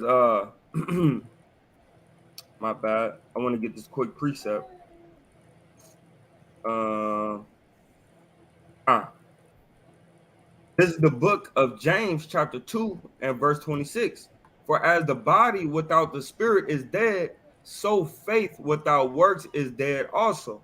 Right? So the Lord, since they wanted extra work, the Lord gave them some extra work, but they also needed to have the faith that what they was doing was enough in the eyes of the Most High. Right? You don't have to be the HNIC, man. That's what these brothers wasn't understanding. Right? Now, now look, we're gonna read this also. This is James 2 and 21. Was not Abraham our father justified by works when he had offered Isaac his son upon the altar? Seest thou how faith wrought his works? By and by works was his faith made perfect, right? So we know that you have to have faith and works, man, to get this thing done. These brothers wanted extra work so they could puff themselves up in pride, man, right? And then you have these other brothers that came after the destruction of all the people that murmured against Moses and Aaron, right? That they ended up receiving extra work, man. and now they feel better, man. Levi want to do the work of the Lord, man. That's their office. That's their heritage, man. Is to do the work of the Lord, man. So their faith could be made whole, man. Right? That's it That's on that. right. That's right. That's right. I really was looking for sin is death. That's Romans 6 and 23. Uh, kind of let's get this one right quick too, man. But also, man, brothers want that extra work, man. Right? Brothers want that extra work, man. It says so. This is what the Lord was putting into effect, man. If you sin with your lips against your brethren, man, hey, look, man, you might get put to death. Because it says, this is the book of Romans, chapter 6 and 23. For the wages of sin is death, but the gift of Yahweh is eternal life through Hamashiach, our Lord. Right? So we see, man, that the wages of sin is death, man. The Lord, we see it in full effect, man, when it comes to the people of Korah, the sons of Korah, and the families that was down with that brother. You feel what I'm saying? We see what happened to him, man. Uh, They got death, man. And he said, hey, when we read this verse, what verse I was at in damn, man, I think that went bad. My bad. Numbers 18. All right, cool. What verse was I at? use that verse number 4. Verse Yeah, 4. 4. Yeah, 4. And I want 3. So it says, and they shall keep thy charge and the charge of all the tabernacle. Only they shall not come nigh unto the vessels of the sanctuary and the altar, that neither they nor ye also die, because the wages of sin is death. Con. That's right. That's right. The wages of sin is death, man. Right? And we all know sin is transgression, man. Backbiting, backsliding, and so on and so forth, right? Give me Philippians 2 and 14 real quick. Con 2:14, Right? got you. Yeah, Philippians 2 and 14.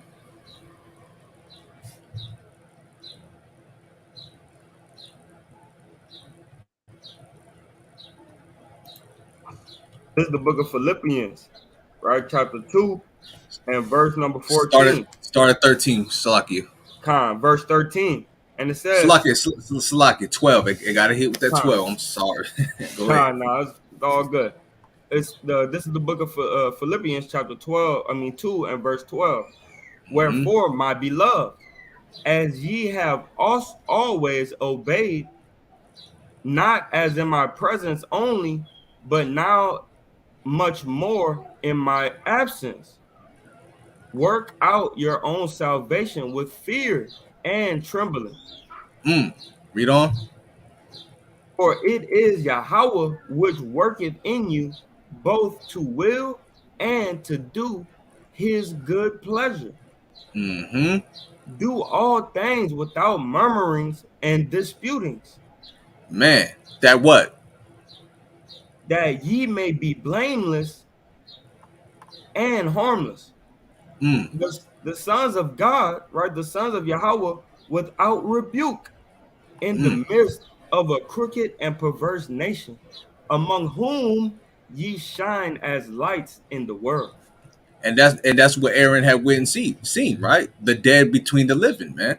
Physically Con, dead and physically living, but really in the spirit, right? Spiritually dead and spiritually living, man. that's He right. brought he saved the life. Everybody didn't die. Only 14.7 of them got killed, right? The ones that were murmuring, the ones that were dwelling in the darkness, right?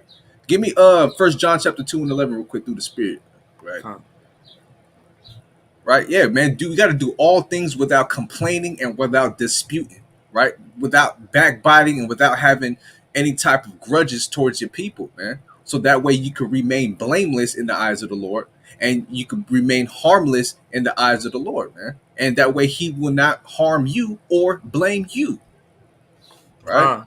This is the book of First John, chapter 2, and verse 11. But he that hateth his brother is in darkness, Mm.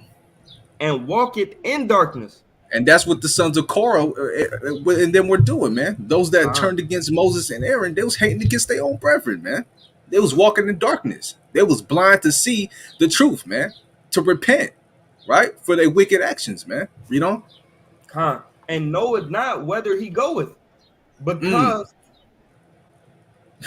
Hey, they didn't know that they was going down to that pit, man. If they knew that was going to happen, hey, they might have turned that quick heart in a second, man. Nah, man, man. They were faithless in what the Lord had blessed them with of their services and their works, and they were blind to understand the testimonies in the wrath of the Lord, man. They con, seen all his good works, right? But they became blind through the darkness of hating their brethren, man. con, and walketh in darkness, and knoweth not whither he goeth, Mm. because that darkness has blinded his eyes. Yeah, man. You see that? That's exactly what we just witnessed in the book of Numbers, man. Hey, let me Right? get this precept right quick. Verse 10, Yeah. it says, He that loveth his brother abideth in the light, Mm. and there is none occasion of stumbling in him. Because if you abiding in the light, man, and if you loving your brother, man, you ain't gonna stumble, because you gonna help your brother up and correct your brother where he's wrong, and your brother gonna help you up and correct you where you're wrong. So you don't have to stumble. So you don't have to fall and get picked back up in the spirit. So you can stay on fire, man. If you love your brother, the Lord gonna keep giving you wisdom, knowledge, and understanding, and He will not take it away from you. God had it through the spirit. The Lord had me turn on my light. I didn't even think. I didn't even think, man. I was like, it's dark. Turn on the light. All praises, man. All right, God. So back to Numbers, Come. unless you got something else. Um, nah. Go ahead. Con. Verse number verse number 5. And it says, this is Numbers 18 and 5. And ye shall keep the charge of the sanctuary and the charge of the altar, that there be no wrath anymore upon the children of Israel.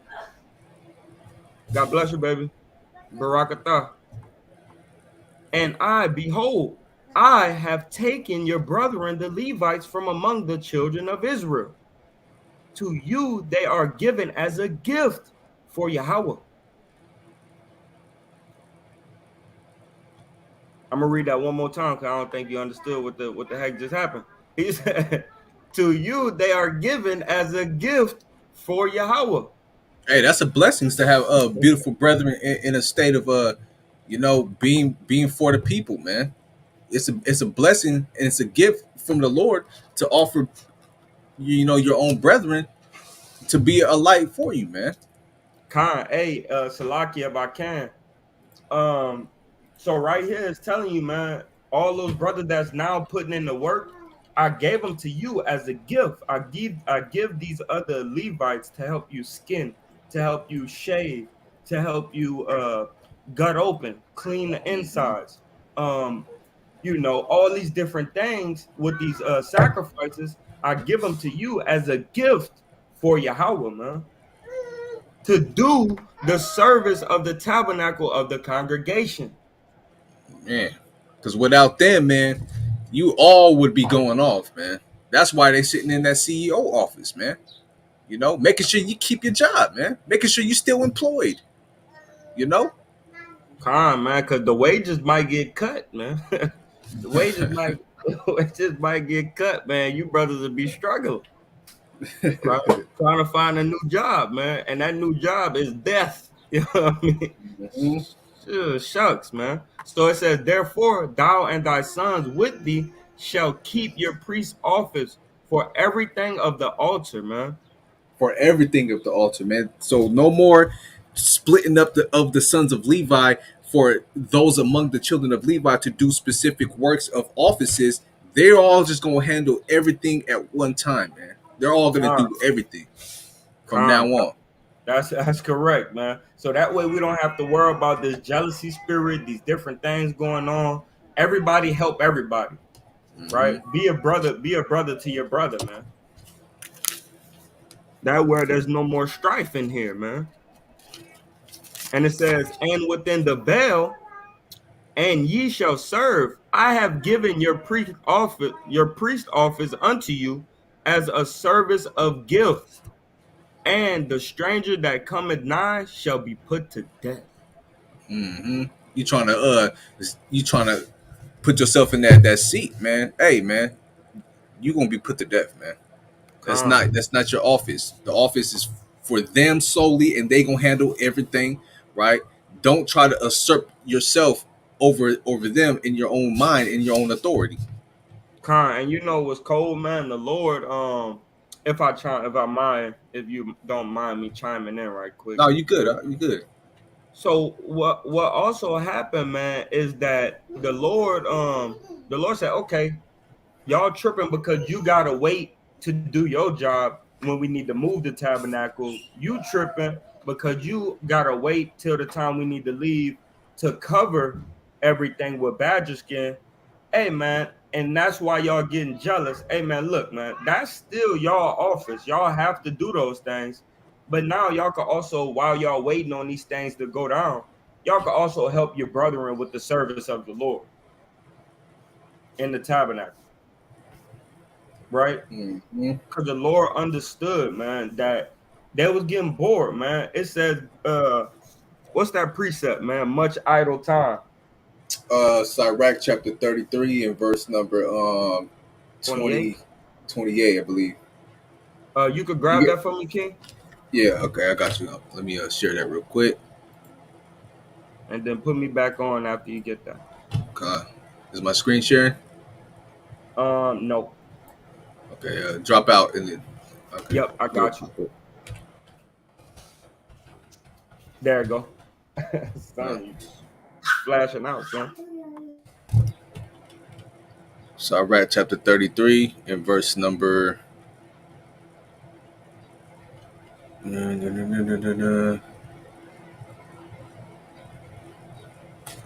mm, right here, 27, right?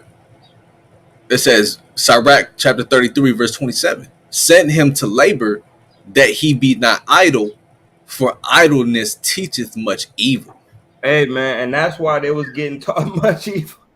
Mm-hmm. This is why James, right, the son of, or isn't it Jesus or James, the son of Sirach? It's Jesus.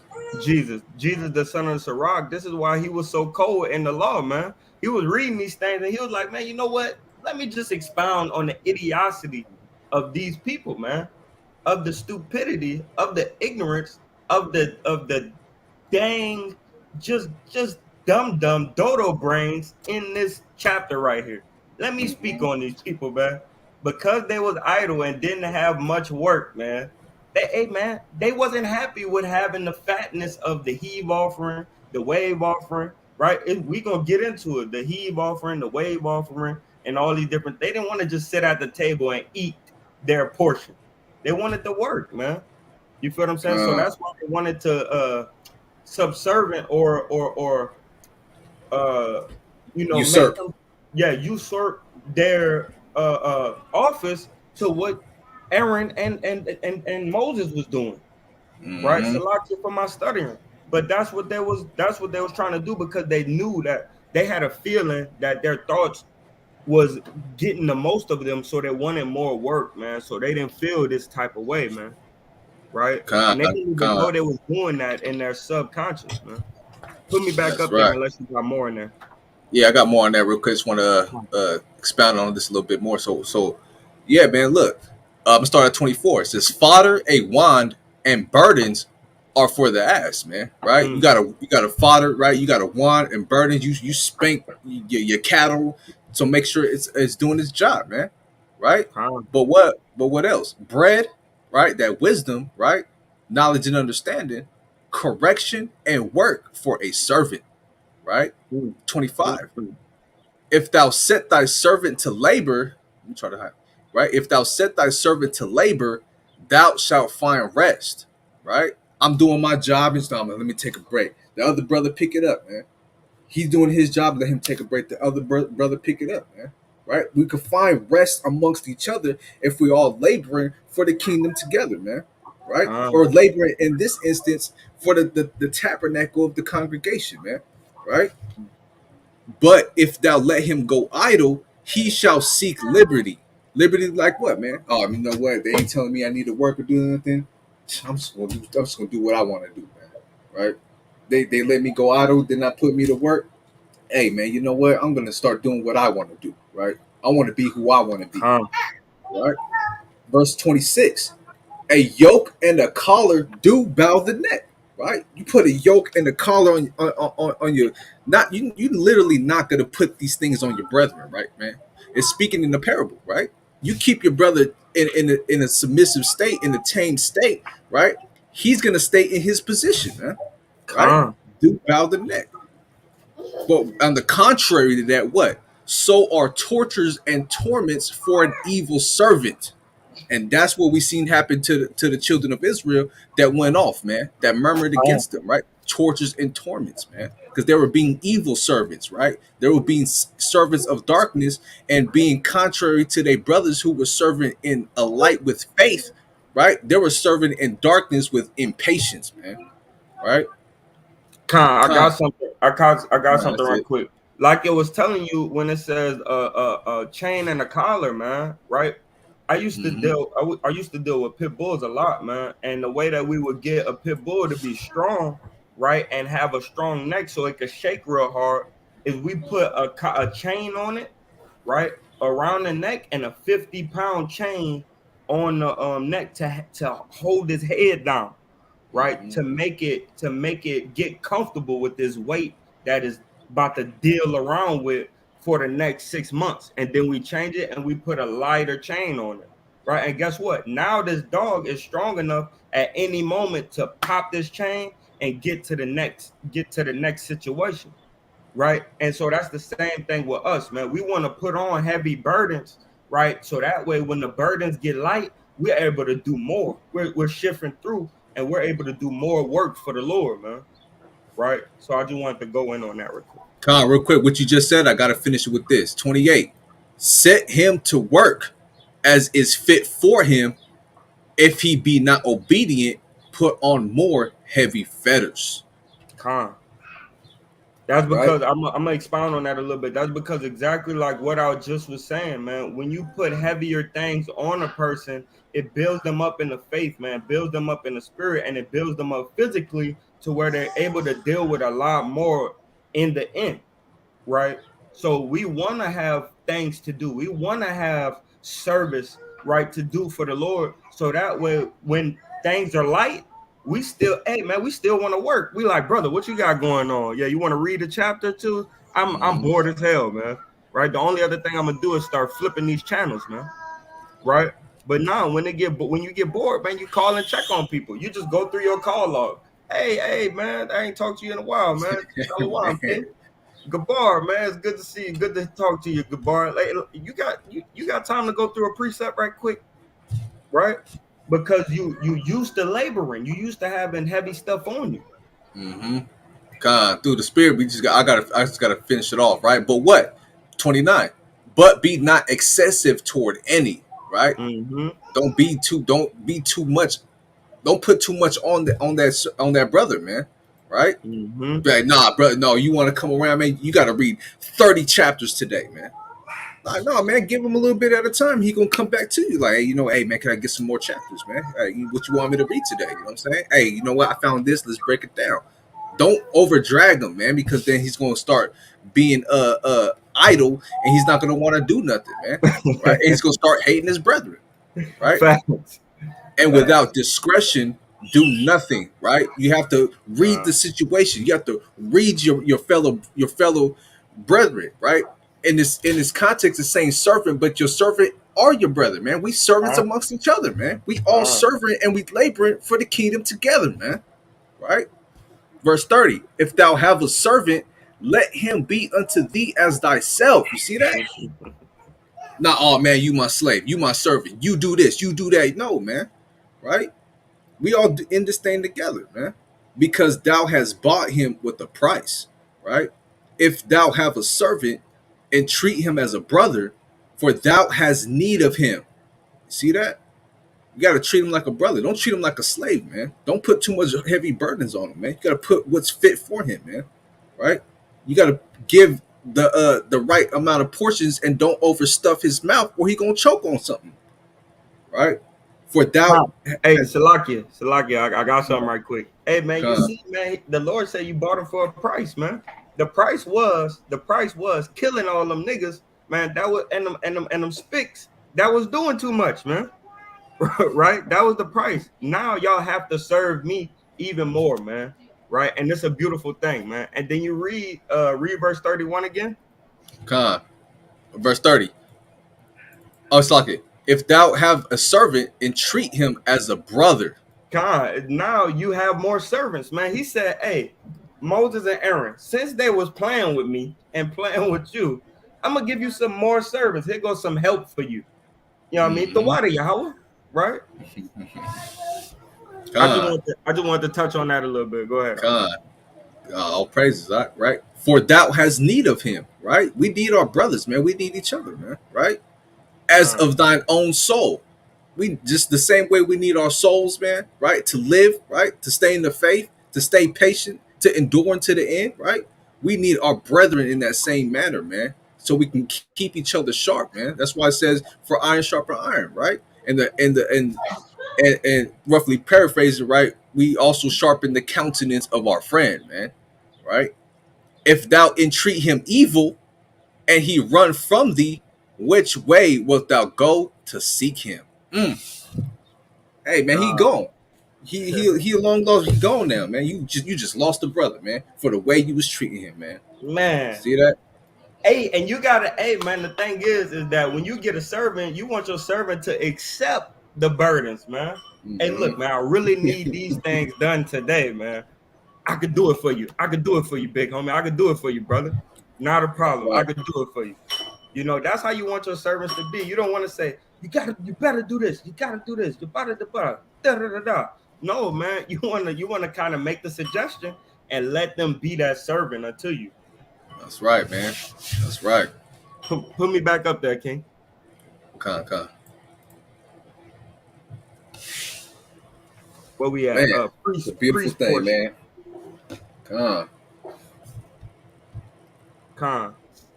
So this is the priest portion, right? Aaron and his sons, right? And the Lord spake unto Aaron, behold, I also have given thee the charge of mine heave offerings, of all the hollow things of the children of Israel. Excuse me.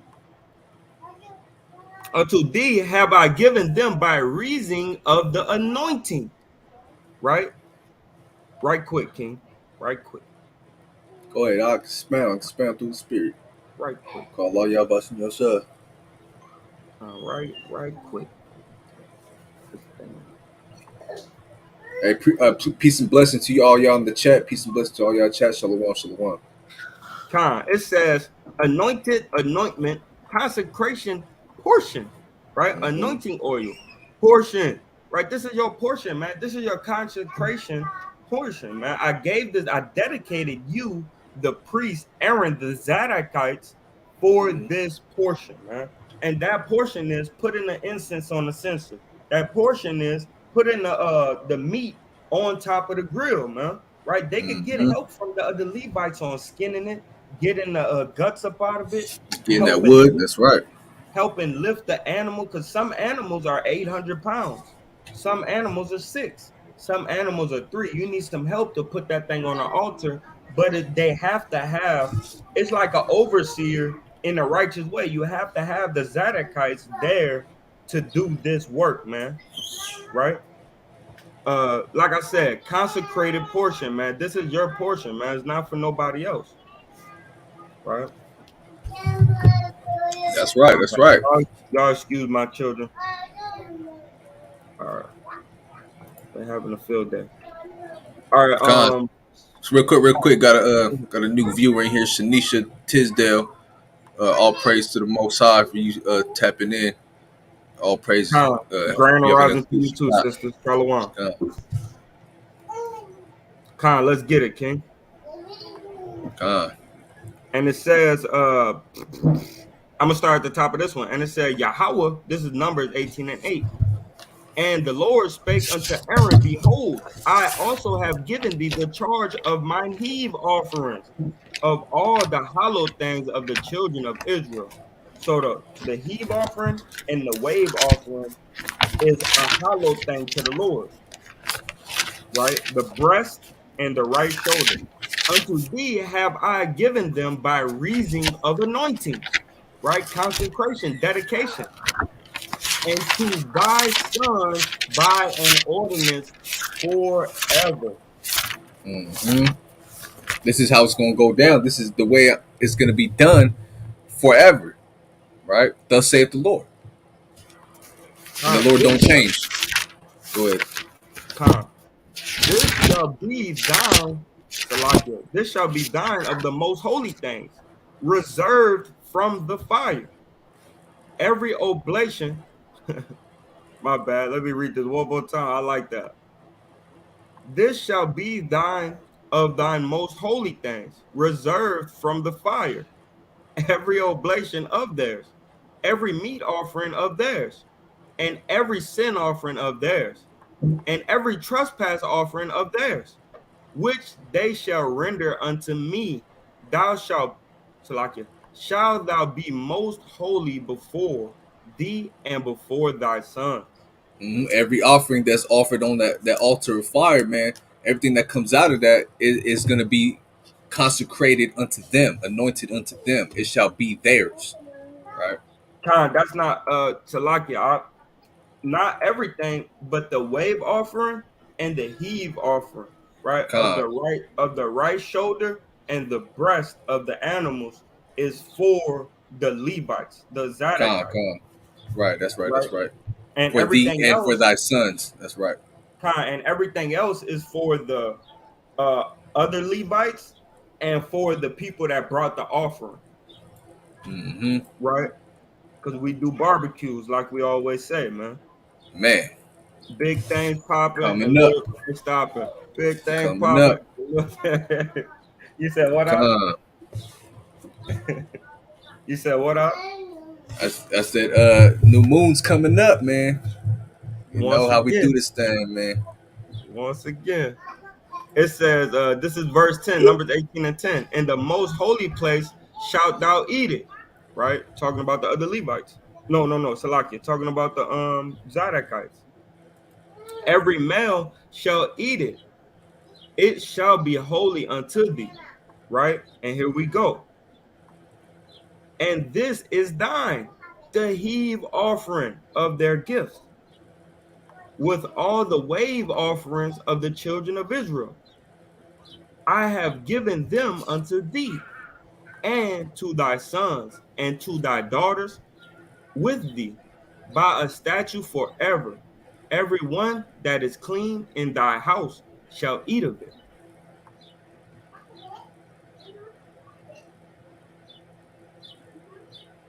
Kind, you good out?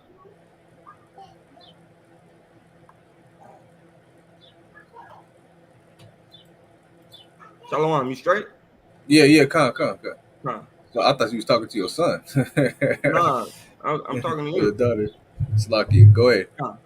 All the best of the oil and all the best of wine and of Hmm. the wheat, the first fruits of them, which they shall offer unto Yahweh. Them I have given thee. Mm.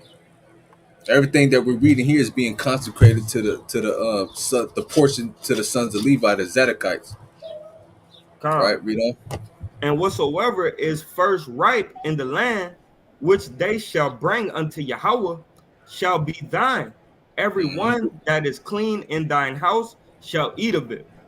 Right, so every offering, just like how we offer every firstling to the Most High, they are getting their portion of these certain things that is being listed. What we're reading thus far.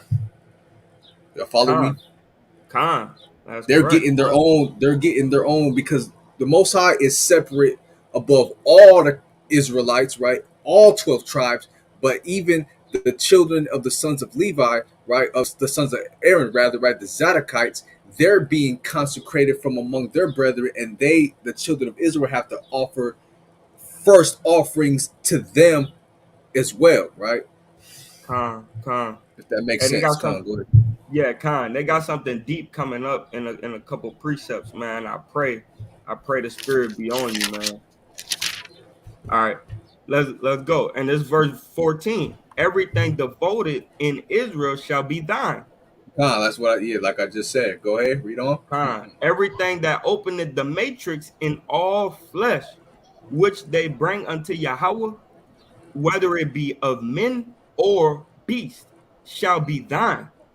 Nevertheless, the firstborn of every man, Salakia, the firstborn of man shalt thou surely redeem, Mm, and, and the firstling of the unclean beast shalt thou redeem. right? This is going into a lot of tithing, everything that the children of Israel make and bring and offer, they're getting that 10% portion of each and every single thing that comes amongst their brethren, man, right? Kind, and if I may, Go ahead, King. Exodus 13 and 13, that's where you find that, right?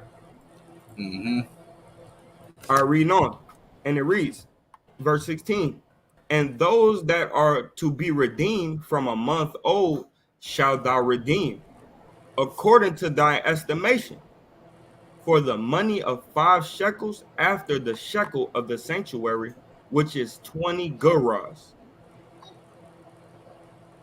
But the firstling of a cow, or the firstling of a sheep, or the firstling of a goat, thou shalt not redeem. Mm, They are holy.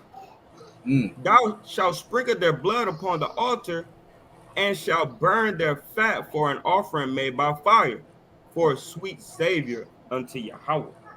Right. So that these things they're not going to take amongst the children of Israel as an offering consecrated unto them, the Levites, the Zadokites, but these certain things which was just listed of a cow, of a sheep, and of a goat, they're going to skip themselves and offer that straight to Yahweh.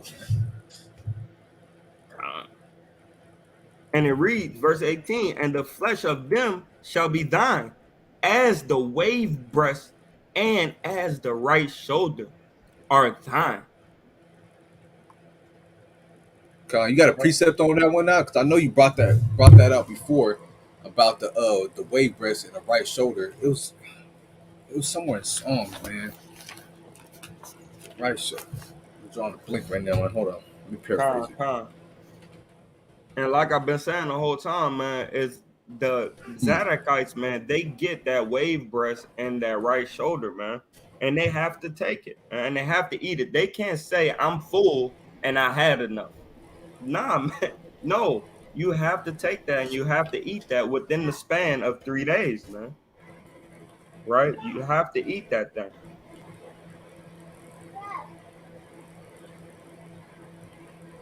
Con. I'm not gonna find it right now. I'm gonna drag on.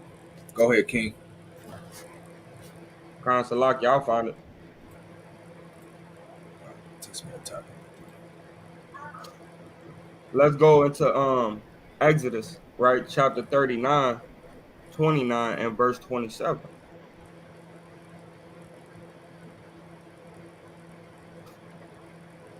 This is the book of Exodus, chapter 29, and verse number 27.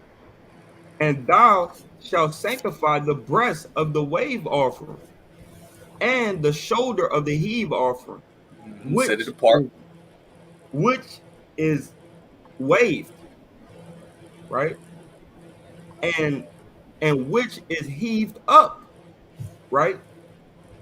Of the ram of the Salakia, of the ram of the consecration, even of that which is for Aaron, and of that which is for his sons. Right? So these things are for Aaron and his sons, man.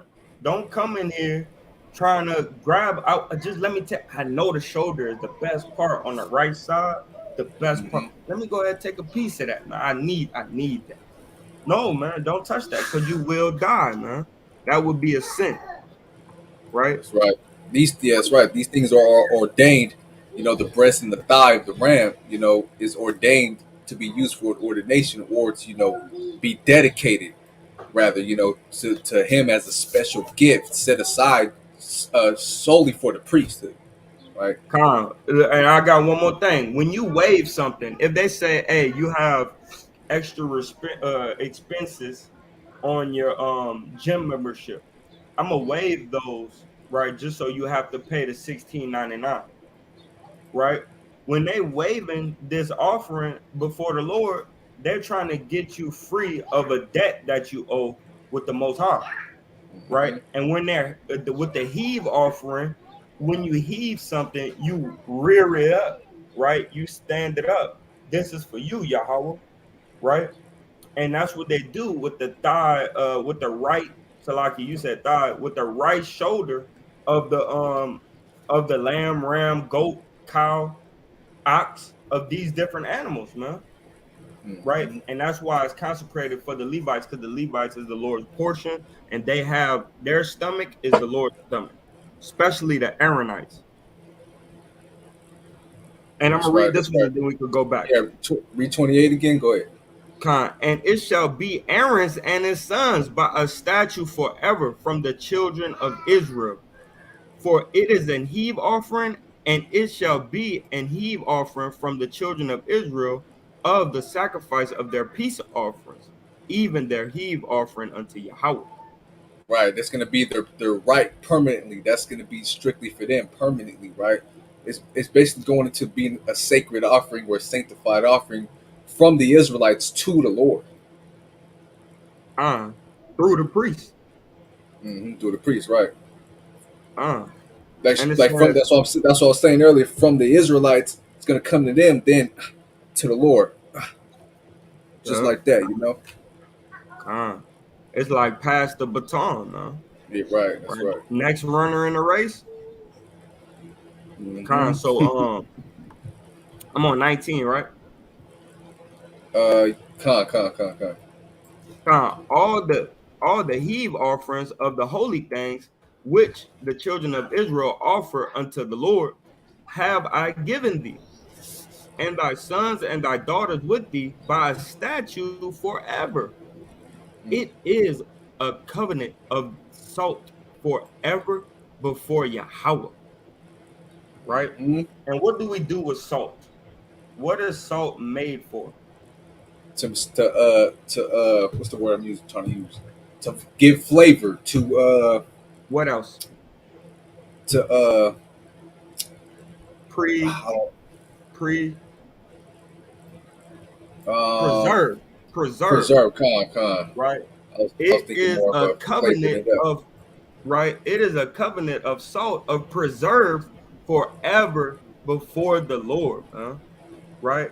This is how we preserve our life, man. Is by giving these offerings, man. These free will offerings, these peace offerings, these offerings of oblation, man. These offerings for sin, right? We give these offerings, man, to preserve our life, man. Right. And it says it is a covenant of salt forever before Yahweh, unto thee and to thy seed with thee. Mm-hmm. And Yahweh spake unto Aaron, thou shalt have no other inheritance. Salaki, thou shalt have no inheritance in their land, neither shalt thou have any part among them. I am thy part. Right, And he is their portion, their share of their allotment to, because the children of Israel have allotment, they have inheritance, they have plots, they have land, but Yahweh is that for them. Khan, Khan, that's right. And it says, I am thy part and thy inheritance among the children of Israel. Mm-hmm.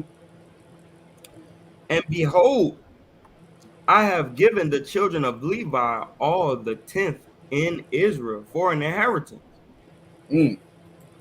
for their Uh-huh. service. Go ahead. Go ahead, read it again. The 10th Con. part. And behold, I have given the children of Levi all the tenth in Israel for their inheritance. Right. So that this is how they're paid. This is how they get blessed. This is how they get what they need to handle themselves amongst their tribe, amongst their tabernacle, right? Their house of Levi, right? The Lord is going to compensate them through what the children of Israel offer. Huh? For their service which they serve, Mhm, even the service of the tabernacle of the congregation. mhm. Neither must the children of Israel henceforth come nigh the tabernacle of the congregation, lest Right. they bear sin and die. That's right. That's right. But the Levites shall do the service of the tabernacle of the congregation, Mhm. They're and the only ones that can serve the tabernacle, right? Go ahead. they shall bear their iniquity. Right. They're going to be held responsible, right, for any offenses that come towards you. You know what I'm saying? They're held responsible. My bad. I want to get a quick precept right quick. Right. Yeah, they're going to be held responsible for it. Only the Levites may serve at the tabernacle of the congregation. Right. They're going to be responsible for any offenses that come towards it. You know what I'm saying? Con Salaki. I want to get this. I want to get this precept. It's sending me. There we go. There we go. Um, right quick, right quick. Take me down. No, yeah, I'll read it. Down from Exodus 28 and 29.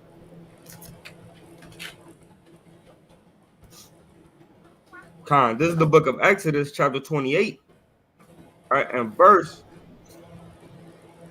number 29. And it Mhm. reads, I'm gonna start at 28. I think I want to start at 28. Okay, con. And they shall bind the breastplate by the rings thereof unto the rings of the ephod with the lace of blue, that it may be above the. Is that a circus? Or am I reading this wrong? The Cirrus. curious girdle. Okay, the curious girdle. My bad. Mhm. Salakia. Of the ephod, and that the breastplate be not loose from the ephod, right? Mhm. That and Aaron shall bear the names of the children of Israel in the breastplate of judgment upon his heart, when he goeth unto the holy place for a memorial before the Lord continually. That's right. That's right. Right. It's going to So be the a reason why I continual. pulled this, Go ahead, King. kind of the reason why I pulled this is because when we look at numbers, right? When we look at Numbers chapter 18 and verse number, I believe it was 22 or 21. Lock you. Give me a second. When we go into Numbers chapter 18 and verse number 21, 22, 22, it 22. says, neither must the children of Israel henceforth come nigh unto the tabernacle of the congregation, lest they bear their sin and die. Right? Because it's not on you to come in here and do these type of things, man. And we're gonna read right quick, and it says, "But the Levites shall do the service of the tabernacle of the congregation, and they shall bear their iniquity. They shall bear their iniquity." Talking about the children of Israel. That's why it's a symbolism of the ephod on the breastplate, right? And the children of Israel on each stone when we read in Exodus chapter 29, was that 39, 29, no, 28, Salakia 28. 28. You That's right. you see that we're bearing that Levi was bearing the children of Israel with them onto the altar, man, About his neck. That's right. about his neck. And then he also had it to where it was holding on from his shoulders, right? So he was bearing the burden of the children of Israel, man. This is for Aaron and his sons That's right. that they bear their iniquity, it shall be a statute forever throughout your generations, that among the children of Israel they have no inheritance. Hmm. That's right. This is deep They're right no, here. yeah. That's they get their portion. Look, man, they bearing the iniquities of their own brethren, so their brethren has to make sure that that's what we went into Sirach 33.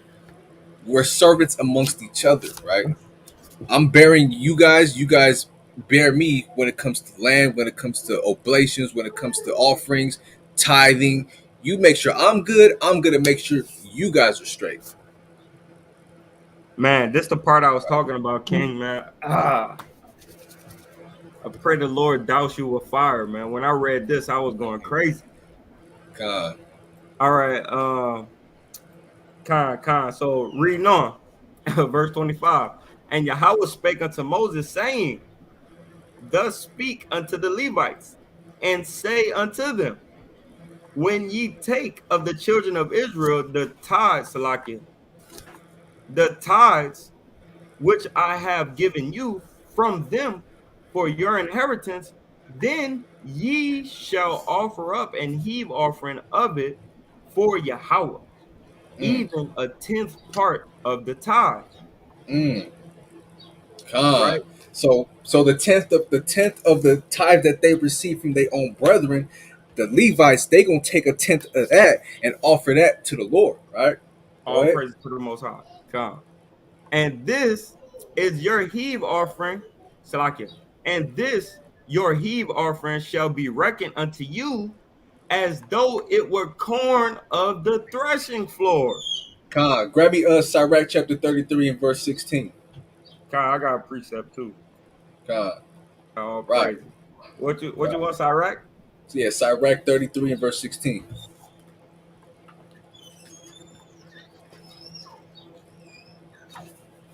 Allah Yabashim Shah. Uh,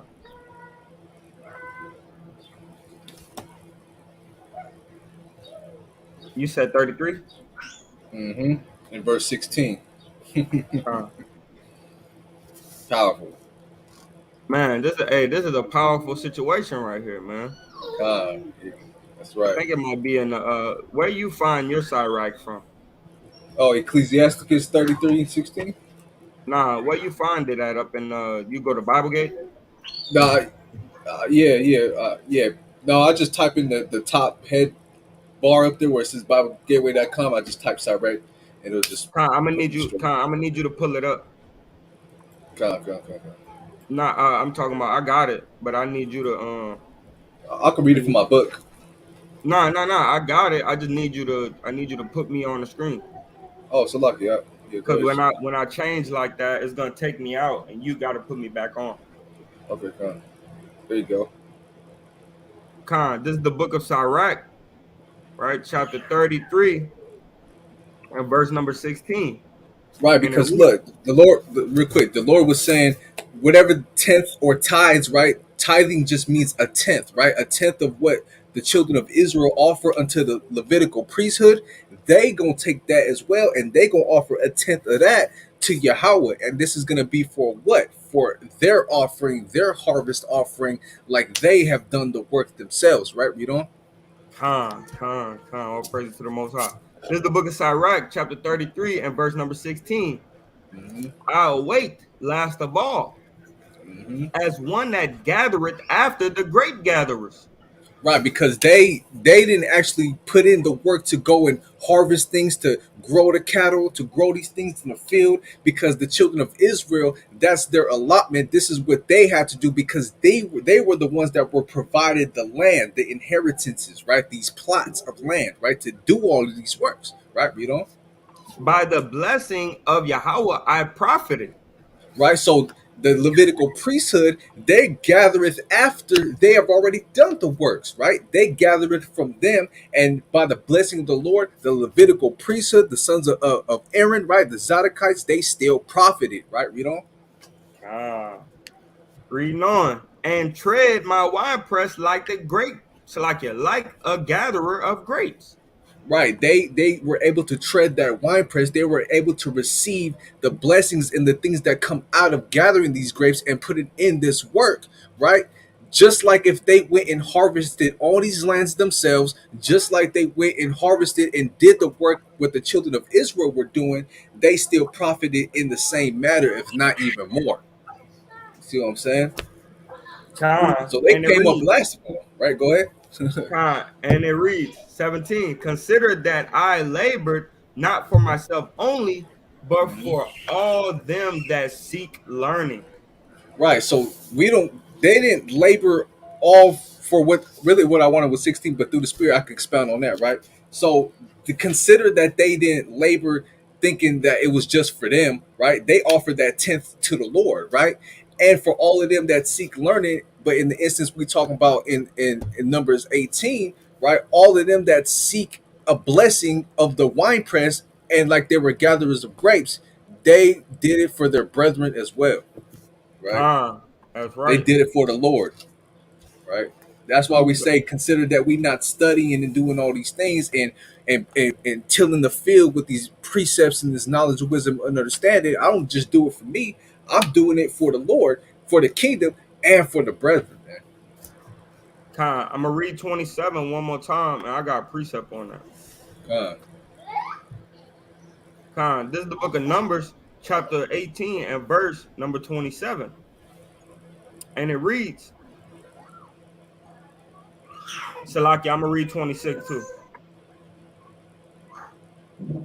And it reads, Thus speak unto the Levites and say unto them, when ye take of the children of Israel the tenth, Salaki, the tithes which I have given you from them for your inheritance, then ye shall offer up and heave offering of it for Yahweh, even a tenth part of the tithe. Right? mhm, Reading on, and this is your heave offering. So, like this, your heave offering shall be reckoned unto you, as though it were the corn of the threshing floor, and as the fullness of the winepress. Right. mm, So the Lord said, "This your tenth part of the tenth is like you actually putting in the work that your brothers have put in, man. Like you've been tilling the ground, like you have planted inside the field, man. Like you have reaped the harvest. Like you have took the grapes and smashed them under your feet all day and sweat, right? That this that's is right. like you. This is like you doing that, That's right? right. So like I might kind of lose myself because there's so much going on right now, but it's like you have done all those things, man. And watch That's right. this, right? Because the Lord don't like no damn lazy people, man. He don't want you to be lazy, man. He wants all of us to put in some type of work, man. hmm Oh man, I got another powerful piece that just came to my mind right there, man. Uh, Uh, this is the book of Second Thessalonians, chapter 3, and verse number 10. And it reads, For even when ye were without, Shalakia, for my bad. I think I want to start higher. Oh no, this is what I want. Yep. So it says, "For even when we were with you, this we commanded you, that if any man would not work, neither shall he eat." So if you're not working, man, if you're not putting in the work, man, you shouldn't be allowed to eat, man. You feel what I'm saying? The Lord ain't telling you to starve nobody out, but He's telling you to make people feel bad if they not putting in work, man. Because the Lord has commanded us to till the ground, to bring forth harvest, to put it under our foot, to stomp on it, make wine that strong drink. All these different things the Lord has commanded us to do. So if you're not doing that and you're just being a priest and you just walking back and forth, holding and scratching your genitalia, the Lord is not going to be pleased with you. So when they give their tenth part of the tenth part, it's like them doing all that work that us other Israelites, right? The other 12 tribes are when they give their 10 part of the 10 part, it's like them doing all that work that we do, till the ground, plant the seeds, water, draw water from a well, sprinkle it on here, trim it here, prune it there. It's like them doing all that, man, when they give the 10th part of the 10th part. That's right. That's right. That's right. And They what you get, wanted, King? yeah, man. Hey, get that Matthew 25 and verse 24, man. Right. Matthew 25, 24. Right, man. So you can't have no malice or murmurings or backsliding or wickedness in your heart when you're doing this work out here for the Lord and for the kingdom, man. Right? Or in the instance of the children of Israel, we can't be like if it was back in that time where we had to do all of these things, go to the temple, go to the tabernacle, offer it to the priest. So you can't do that with an ill mind, man, or a malice heart, right? And you can't do it like, "Ah, man, I've been crushing these grapes, man. I've been feeding these cattle. What the hell have they been doing, man? They just sitting in the tabernacle all day. Hey, man, the Lord is not going to be pleased with that because thus saith the Lord, He ordained it to be this way, man. He ordained it for the priesthood to offer a tenth part of the tenth, right? As if they did the work themselves, right? And the Most High, whatever He's doing, he does it all in a balance, man. That's why it says a false balance is an abomination for the Lord. You cannot question the knowledge and what the Lord has been doing and why He set it up to be that way for the priesthood to reap reap what they where they sow not, right? That's just where He had it set up to be, right? And we see this also in Matthew 25, 24. Bring that up. Khan, you ready? Go ahead. Khan, this is the book of Matthew, chapter 25, and verse number 24. Then he which had received the one talent came and said, Adawan, Lord, I knew thee that thou art an hard man, reaping where thou hast not sown. Right. So this is going into the parable of the talents, right? One man had 10 talents, he did the work, offered it back uh to the ultimate priest, which is Hamashiach Yahushua, right? After the order of Melchizedek, right? Offered it to him. Okay, yeah, I went and did the work for you, Lord. I know you ain't do nothing, but hey, man, it's righteous. Here you go, 10. Right? The other came with the 5. Hey, man, I put in that work in the field. I've been doing my little thing, man. You know what I'm saying? Hey, here's the 5 talents. You know what I'm saying? I know you didn't really go and do that. You didn't do the work, but I did. But hey, through the righteousness and through the spirit, that's how you ordained it. Here you go. But that one came with, man, what the heck? Like, I got one talent, man, right? Why am I doing all this work, man? Right? I gotta go do this job, man. I gotta go feed the cattle. I gotta go till the land, right? While he just gets to sit up in the tabernacle or the congregation of the Lord and do nothing all day, right? Don't have that mindset, right? Go ahead. Khan, reaping where thou hast not sown, and Mm-hmm. gathering where thou hast not strawed. Mm-hmm. Khan, you Right? want I can more? Or you want expound. me Yeah, like no, I can expound on that for you. I read your spirit, right? Right? It's gathering where he has not strawed at, man. Christ wasn't out there doing that work. He set up his servants, his fellow brethren, to go do these things, right? To bring back the goods, man. Hey, I give you $10. Go make 20 and bring me back the 20, man. yeah, Right? Khan, Go do the labor. Go do the work. Don't be slothful, right? Now, I need more on that. I just like it. Khan, all good. Yeah, come. Just push back, no? Just push back. Top.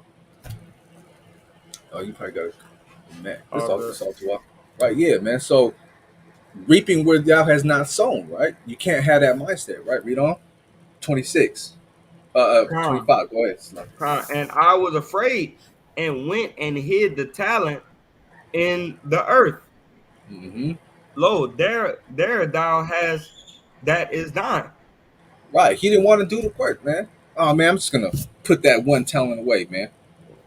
Why do I gotta bring something to he ain't working? I'm over here tilling the field. I'm feeding the cattle. I'm setting up these oblations to bring to the tabernacle, man. He ain't doing nothing. I don't gotta bring nothing to him.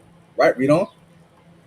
And his Adawan, his Lord, answered and said unto him, Thou wicked and slothful servant, Mm-hmm. thou knewest not that I reap where I sown not, and I gather where I have not strawed? Right? So the children of Israel, They are tilling the land. They have the inheritance of the field, like we just read in Numbers 18:27 and on down, right? They are to do the actual work while the Levitical priests sit in the tabernacle of the congregation and reap the benefits of that work, just like if they were working themselves, right? Read Bring on. it out. Bring it out, Doc. Thou artest therefore to have put my money to the exchangers, and then at my coming I should have received mine own with usury. Right? And righteous usury, meaning I should just receive the tenth of what you guys had to offer from tilling the land, right? You're supposed to give me which the out of the work you've done, I need a tenth of that, right? Read on. And take therefore the talent from him, and Hmm. give it unto him which hath 10 talents. Right? That's So, all I wanted. No, con, no, just read on through the spirit. Go ahead. Right? Take that work from him. He doesn't want to. He doesn't want to offer that tenth, right? So that I can offer a tenth to the Lord. He should understand that the Lord is blessing me as if I did the work Himself. You cannot be in that spirit of not wanting to do the work and not offering tithes in through the spirit in these last days to put this work in for the Lord, man. con, man. Beautiful. Read on. For unto every one that hath shall be given. Salakia.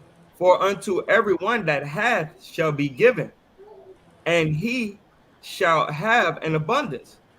Right, for But the abundance of all things. That's what going into serving the Lord, right? Having joyfulness to serve the Lord. So for the abundance of all things, right? So we're gonna till that land. We're gonna do it in righteousness. We're gonna do it with a humble heart and a meek spirit. We're gonna till that land. We're gonna feed these cattle, right? We're gonna feed these sheep, and we're gonna offer these treasures, right, to the tabernacle of the congregation for the Levitical priest to take a tenth of that, split that, and offer that tenth to the Lord, man. We out here doing the work through the Spirit, offering what we got to do out here in these streets, feeding the sheep, getting these fishes, right? Stacking treasures in heaven, so that way Hamashiach can take a tenth of that and offer that to Yahweh, man.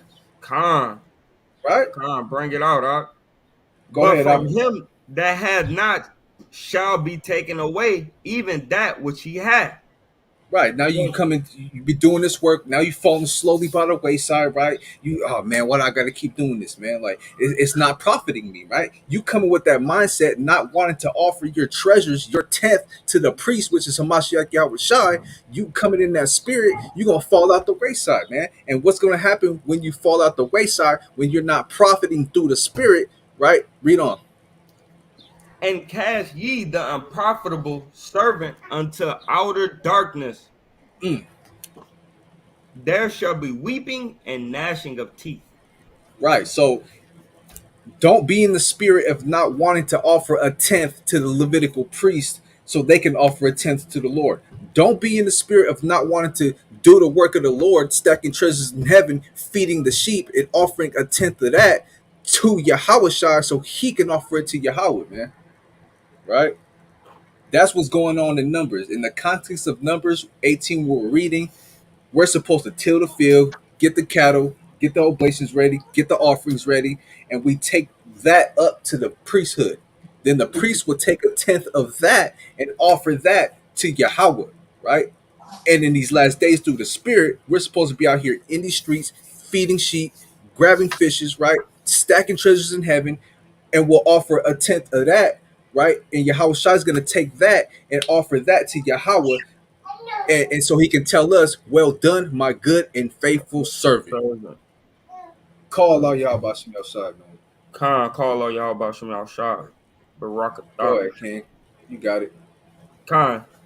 Thus ye also, this is the book of Numbers, chapter 18 and verse 28. Thus ye also shall offer and heave offering unto Yahweh of all your tithes, which ye receive of the children of Israel, and ye shall give thereof the Lord's heave offering to Aaron the priest.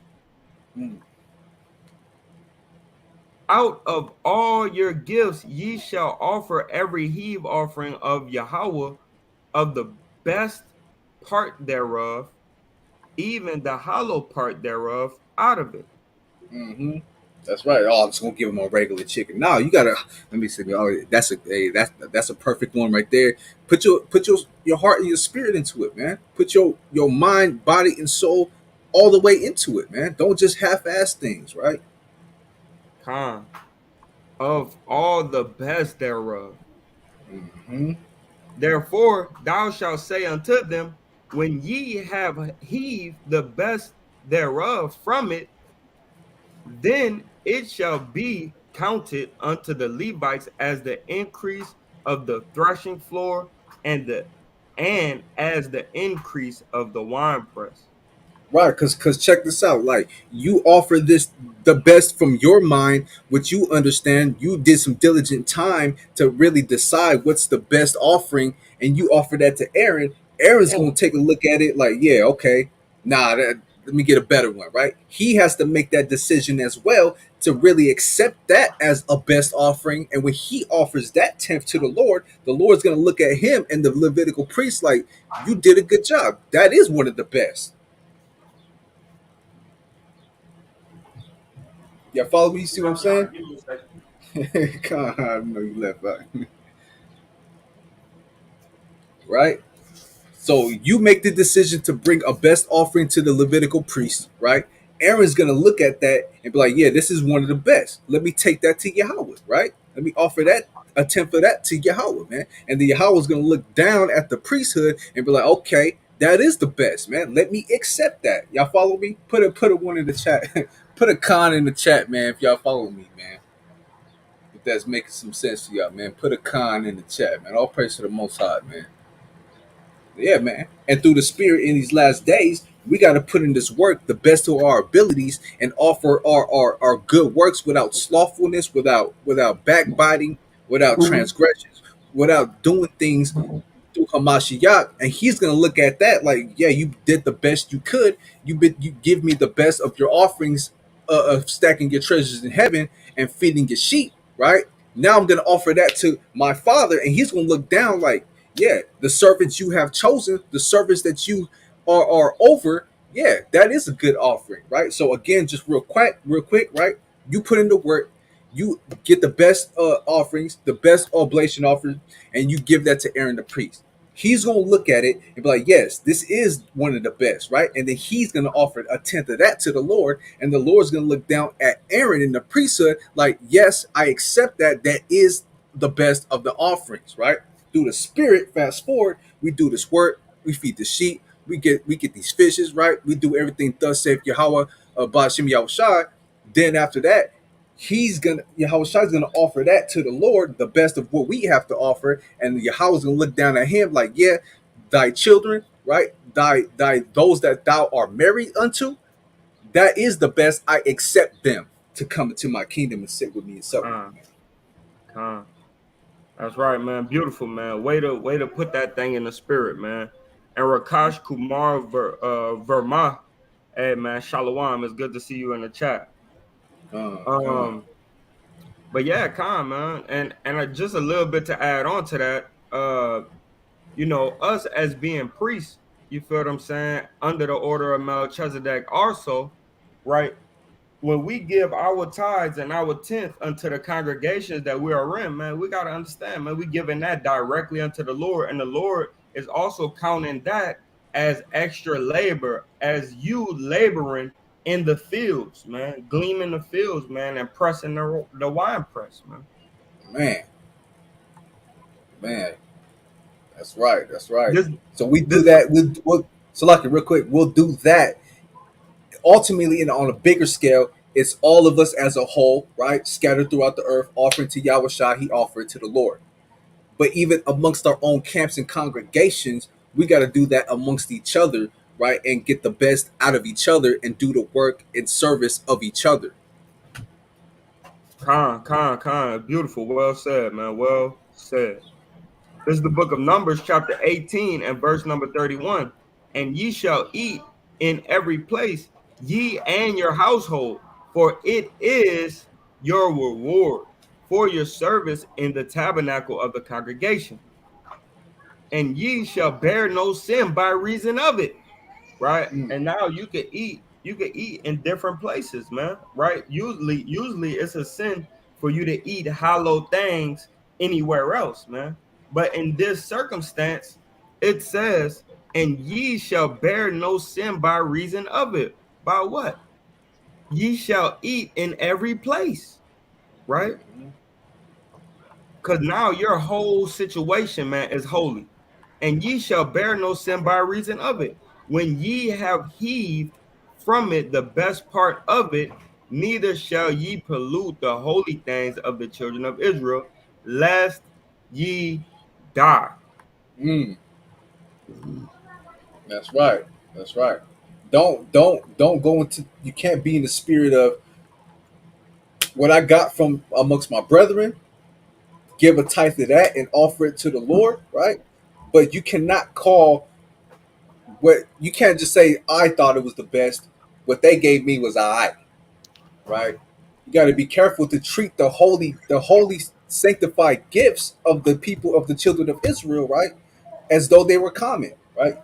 You have to treat that in the same respect Yahweh treat that to you as being the best. You got to treat whatever they offered unto the priesthood to be the best in that same spirit. Khan, Khan. It's on you now, King. Con, where we at? That's the that's the end of Yeah, the law. yeah, Khan. Con, con. All that we read and all that we hear, we will do, man. Yeah, all that we read and hear, we will do, Con. right? That's what the children of Israel told unto Yahweh, man, through Moses. All all that we read and hear, man, we will do, man. All that you say, man, we will do. Man, And so con, that's why we end it out like that every time when we in the law, man. man, that spirit hopped on me. Oh man, Huh. all praise to the Most High, man. Gotta get that thing in order, right? Huh. First Samuel 11, right? Yeah, con. Let me I do gotta take a bathroom break real fast. Con. Uh, Right? so let me highlight some of this real quick.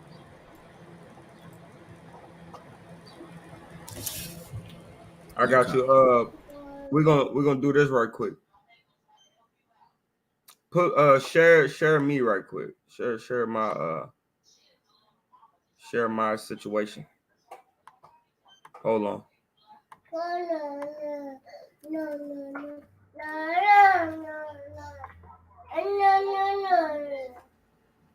Give me a second, King. All right. Put me up there.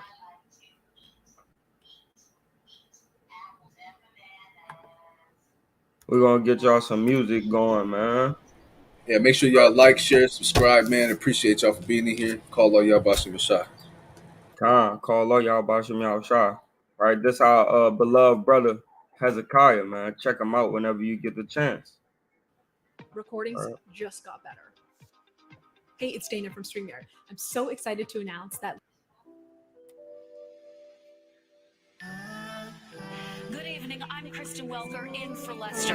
We begin tonight with the new front in the war on COVID-19. That new, more contagious strain of the virus, first identified in Britain, has now been found in 2 U.S. states, Colorado and now California. There are new questions tonight about just how widespread it already is. This as health officials vow to pick up the pace of the vaccine rollout after acknowledging the effort has fallen. You need to repent, go watch the news. All of the prophecy coming true. He sent his son to die for you. Follow his steps, you make it through. Euphrates River's drying up. The 12 tribes done rise up. The devil know it's time up. Messiah coming, I'm fired up. Rumors of war, we at the door. In the tribulation, please endure. In your patience, possess your soul. Earthquakes and pestilence coming more. Come up out of my people. Default done did so much evil. He plays is coming, they won't leave you. Famine nuclear missiles gon' kill that eagle. We got angels, they got demons. For the most I protect you and keep you. The love of many gon' ask cold. And the tribulation gon' let you know. Your truth, they truth, my truth. Back at it, man. His life, back at it. his Check death. out our brother, man, Hezekiah, man. Always dropping some knowledgeable music, man. You feel me? It's always knowledgeable, man. Right? So let's get into it.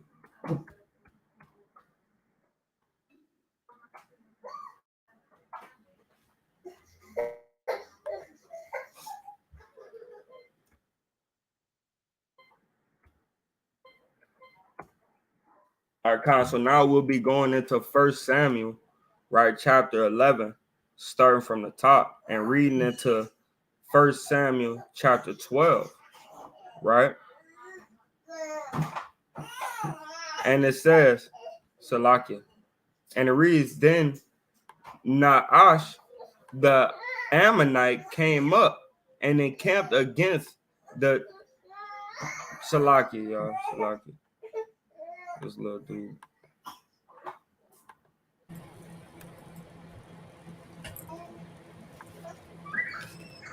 Give me a second, y'all. Salak. God, I'm bad.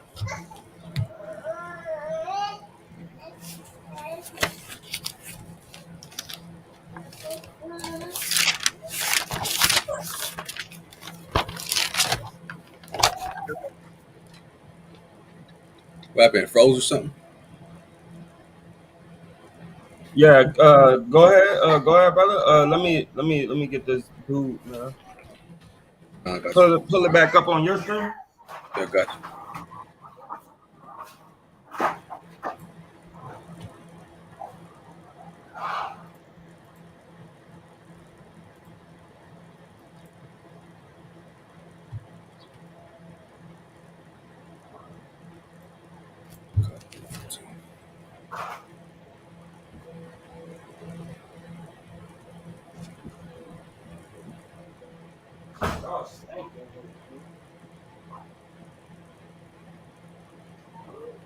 Con. All right, come. All right. So this is the book of 1 Samuel, right? Chapter 11 and verse number 14. Y'all can hear me, right? Good, Con? Oh, he wouldn't mute this one. All right, so yeah, this 1 Samuel, chapter 11 and verse 14. And it reads, it says, then said Samuel to the people, come and let us go to Gilgal and renew the kingdom there. And all the people went to Gilgal, and there they made Saul king before the Lord in Gilgal. Right? Let's see what Gilgal is. Right? Gilgal. Right? A wheel. Right? Rolling. Right? The first site of an Israelite camp west of Jordan, east of Jericho. Here Samuel was judge and Saul was made king, later used for illicit worship. Right? God. So it's the first site, right? The first site of an Israelite camp west of the Jordan, east of Jericho, where Samuel was made judge, or where Samuel was judge rather, and Saul was made king, right? Going back, that's what Gilgal is. All right, verse 15. And all the people went to Gilgal, and there they made Saul king before Yahweh in Gilgal, and there they sacrificed sacrifices of peace offerings before Yahweh, and there Saul and all the men of Israel rejoiced greatly. All right, 1 Samuel chapter 12, right, in verse number 1. And Samuel said unto all Israel, behold, I have hearkened unto your voice in all that ye said unto me, and have made a king over you. And now, behold, the king walketh before you, and I am old and gray headed, and behold, my sons are with you, and I have walked before you from my childhood unto this day. Because we Right? know that Samuel, he was consecrated to be the man, right? That priest, that high priest for the Lord, man. You Samuel was get that? made to be that, man. And now these people, instead of wanting a better relationship with the Most High and learning how to be what they need to be for the Most High, they wanted to set a king up over them, man. And that's how we get this brother that ended up becoming wicked, right? Saul, Mm-hmm. Come. Verse right? 2. Go Verse ahead. 12. Verse 2. And now, behold, the king, Slucky. Verse 3. Behold, here I am, witnessed against me before Yahweh and before his anointed. Mm-hmm. Whose ox have I taken? Or whose ass have I taken? Or whom have I defrauded? And it's the same thing Moses was saying, because this is the same spirit that our people be in, man. They trying to make Samuel like he's a bad guy, man.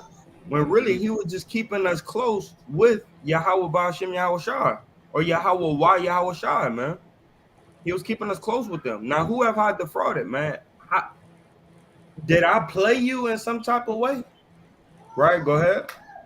Ah, whom have I oppressed?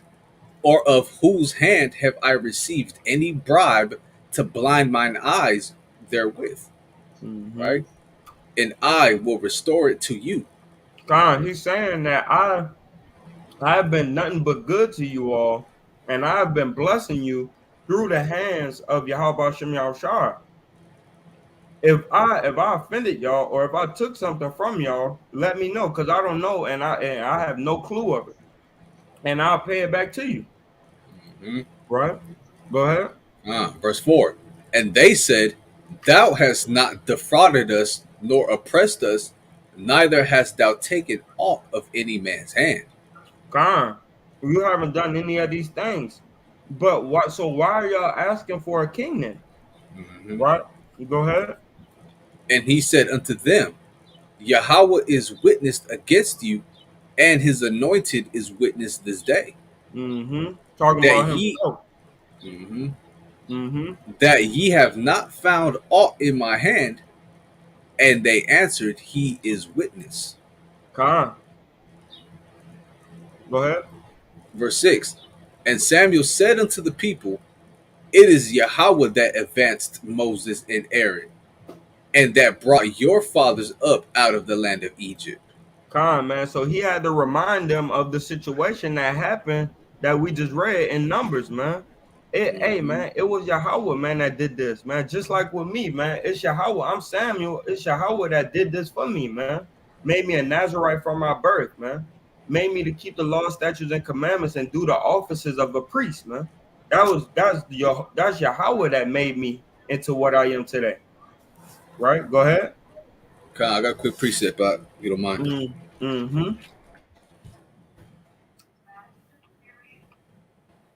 Right? This is Job chapter 7 and verse 17. What is man that thou shouldest magnify him, and that thou shouldest set thine heart upon him? Right? Mm-hmm. Like, hey, man, I'm just a man, right? I don't. You magnify me through your own deceit in your own mind. No, I don't even magnify myself. The Most High does all these things. The Most High did that, man. The Most High, if He exalt me to a certain level, that's not of my own will, right? Or of you exalting me. That's by the power, spirit and power of Yahweh Bashim Yahushai, man. Or Mm-hmm. Yahweh Wa Yahushai, right? To do these things, man, right? That's it. That was perfect, man. That was perfect. All If praises. perfect, if perfect had a face, that would be it, God, right? But go ahead, Art. praise the Most High. Right. 12 and 7. Right. Now therefore stand still, that I may reason with you before Yahweh of all the righteous acts of the Lord, which he did to you and to your fathers. Now I'm going to inquire of the Lord of what he wants me to do. Because right now y'all ticking me off, so I know y'all ticking him off. And let's see what he asked the Lord, Mm-hmm. or what's Con, going on to where he, let's see the situation play out. Let's say it like that. Go ahead. con. He's going to tell you all the righteous things the Lord has done, you know, through other, basically, he's going to give testimonials real quick, right? Verse Mm-hmm. 8. When Jacob was come into Egypt, and your fathers cried unto the Lord, then Yahweh sent Moses and Aaron, which brought forth your fathers out of Egypt and made them dwell in this place. Huh. Go And ahead. when they forgot Yahweh their power, he sold them into the hand of Sisera, captain of the host of Hazor, Mm-hmm. and into the hand of the Philistines, Mm-hmm. and into the hand of the king of Moab, and they fought against them. Fine, man. So the Lord, hey, man, he put it on Samuel's spirit to talk this talk, man. This is the thing that he have done for you and your family, man. And you worried about setting another king over you, right? Because when it went into the anointed, right? And he, uh, Salakia, right here, it says, verse 3, it says, and before his anointed, right? Let me start at the beginning of that right quick. It says, behold, here I am witness and against me, Salakia. Here am I witness against me before Yahweh and before Yahweh Shai, his anointed, whose ox have I stolen, right? When it's going into this, man, Yahweh Shai is next to him, like, man, you see this, man? You see what they doing to Samuel, man? Nudging them on their throne, man. Pops, you see what's going on, right? Mm-hmm. And then now he have sold us, man. Now we're going into some of the things that happened. He sold us, or he gave us up unto the hands of these different Hamitic nations, man. Right? Mm-hmm. Like the Philistines. Go ahead. Come on, right? Um, Reading on, verse 10. And they cried unto Yahweh and said, we have sinned because we have forsaken the Lord and have served Baalim and Ashtaroth, but now deliver us out of the hand of our enemies, and we will serve thee. And we will what? And we will serve thee. So what's happening is Samuel trying to give them a reference point because we supposed to be serving our king, our Lord, Yahweh. And y'all trying to set a king over you, and you forgetting that you need to serve the Lord and not a king, right? Not a Mm-hmm. human king, man. Real quick, precept. Huh. I want to get the end portion of Deuteronomy 28:68, right? Mm-hmm. Right here, right? Deuteronomy 28:68. And there ye shall be sold unto your enemies for bondmen and bondwomen, and no man shall buy you, or no Mm. man shall redeem or save you, right? Because the real truly definition, right, of salvation is this, right? Luke 1:72, I believe. Uh-huh. Right. The book of Luke, chapter no, it's right here, Luke 71, 1-71. Right. This is what salvation is, right? And this is all the testimonies that Samuel right now is speaking into his movie. Like his people, like, hey, you don't need a man, you don't need to set up a king to bring you any type of salvation, because all the salvation that we've been getting was from Yahweh Yahweh Shai, right? Luke 1:71, right? I gotta start at 69. And hath raised up an horn of salvation for us in the house of his servant David, as he spake by the mouth of his holy prophets, which have been since the world began, that we should be saved from our enemies and from the hand of all that hate us. And we were in the hands of all our enemies, of what Samuel right now is reiterating back to the people as the testimonies of the Lord, right? That he's given an account of all the times we got saved from the hands of our enemies. But you want a man, you want to put a king over you. Hey man, the Lord been doing that. What you need him? What you here for? Right? Con.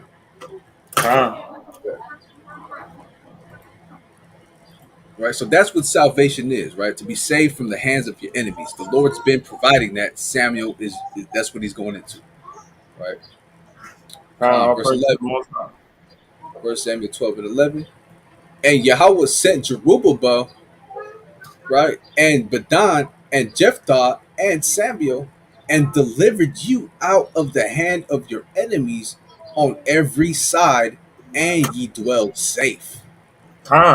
And the Lord did that, man. Saul ain't do that. The Lord did that, right? So and one more precept right quick.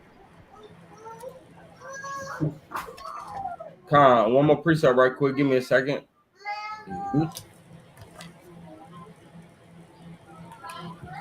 Grab for me Exodus 34 and 14. Because this is what they're doing, man. They seeing what the other nations is doing, and they trying to be like them. But we were never built we were never built to be like the other nations. Go ahead. This is Exodus chapter 34 and verse number 14. For thou shalt worship no other God. Hey, Salakia, and that God could also, your God could be a man, man. Your God could be a woman. Your God could be a children, man. Your children. You shall not worship any other gods or put any other gods before me. Mm-hmm. Go ahead. For Yahweh, whose name is jealous, is a jealous God. Calm. His Right? name is jealous, man. Mm-hmm. Meaning, real quick, just to expound more on this verse, right? God can go into also rulers, right? Judges, right? People in a high stature, right? Or principalities, man. People Divine. worship America, right? Divine ones, right? But in that case, they worshiping principalities and rulers and judges, right? Oh, I want to be like them. Oh, look at this man. He can save us, right? This judge, this ruler can save us, right? Because the Lord's name is jealous, and jealous just means simply only for God, right? Only He can save you, right? No man can redeem you, but Yahweh Yahweh Shai, right? Real quick. His name is jealous, right? Quanah, which means only for God, right? Only of God. Only of God can He bring you salvation. Khan? Khan. All right, it's going back.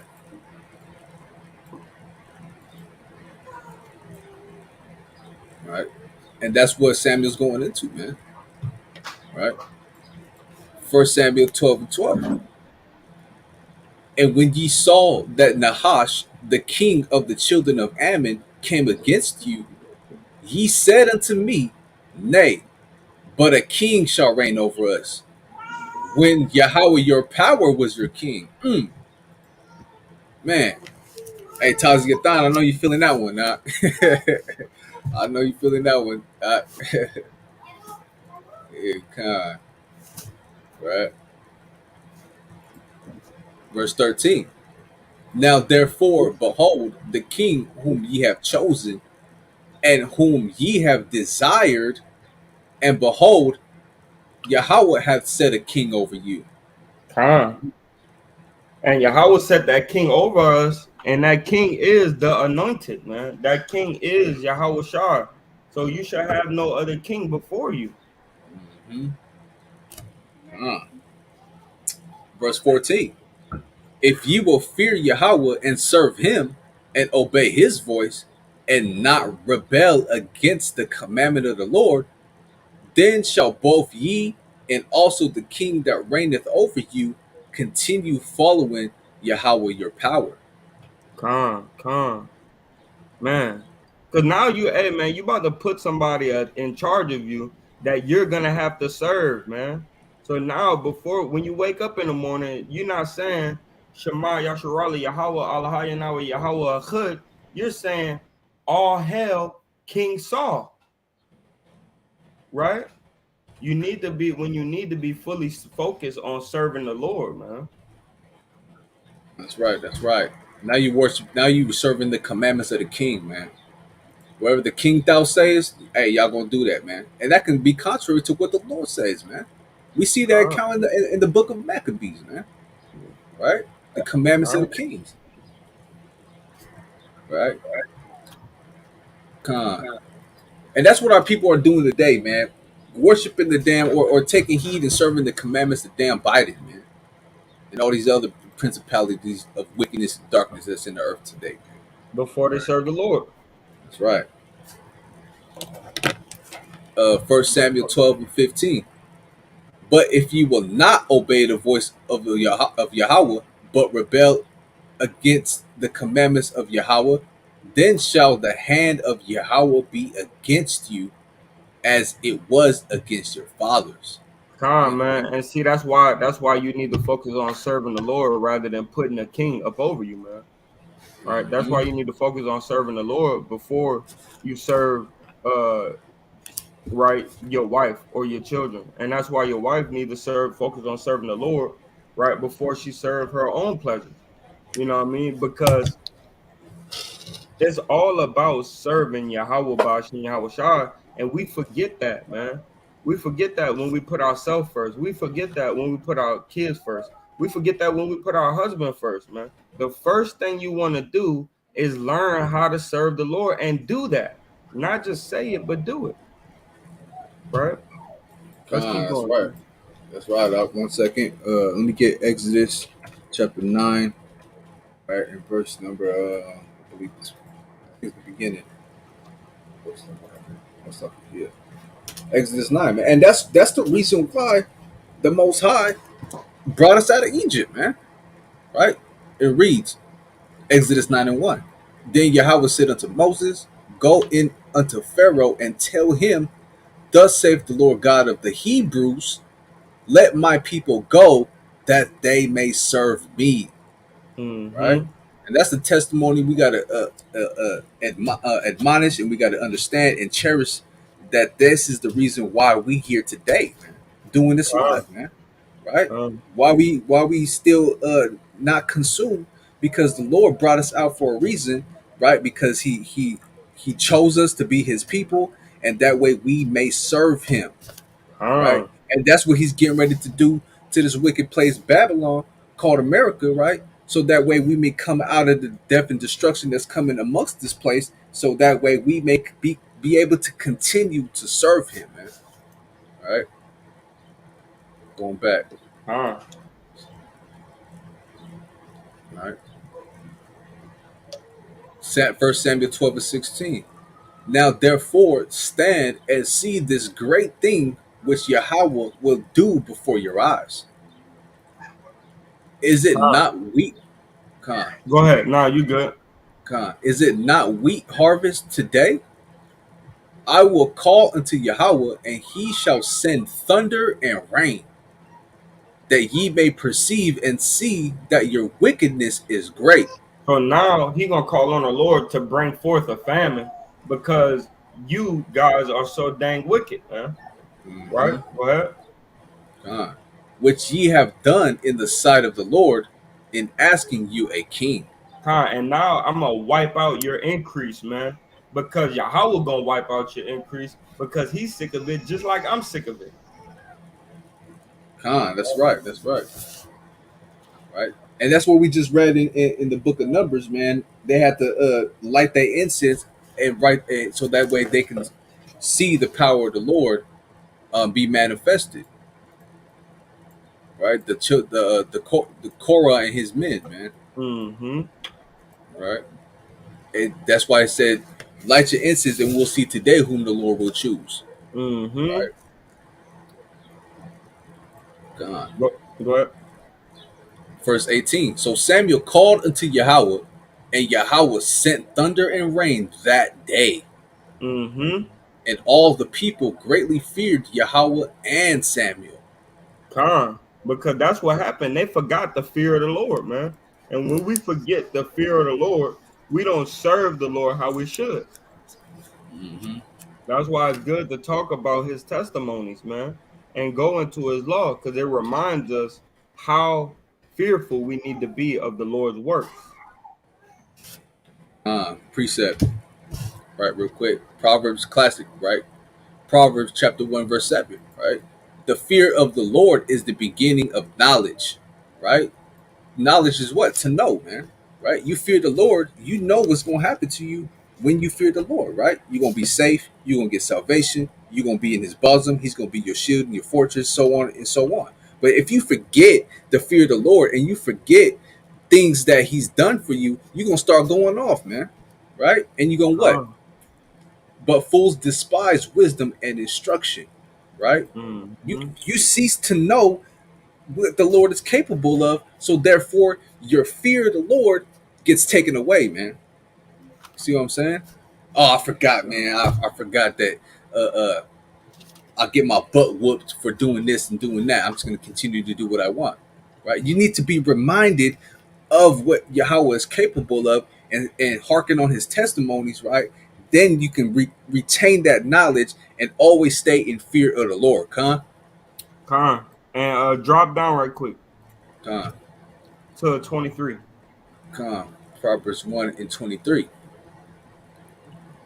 Turn you at my reproof. Behold, I will pour out my spirit unto you. I will make known my words unto you.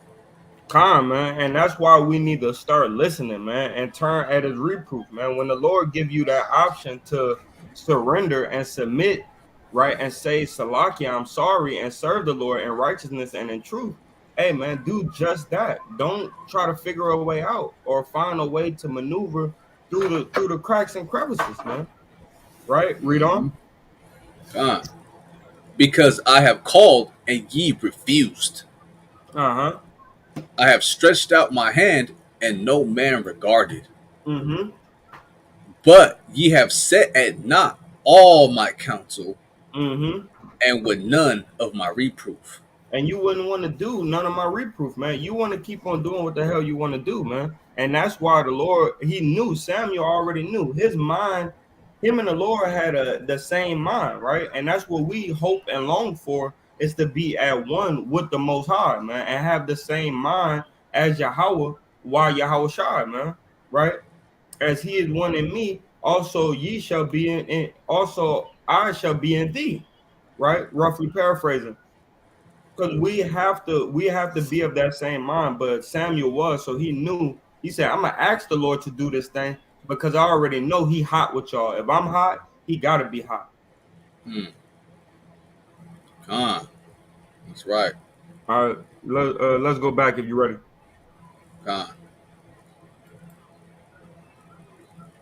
Yeah, verse number 19.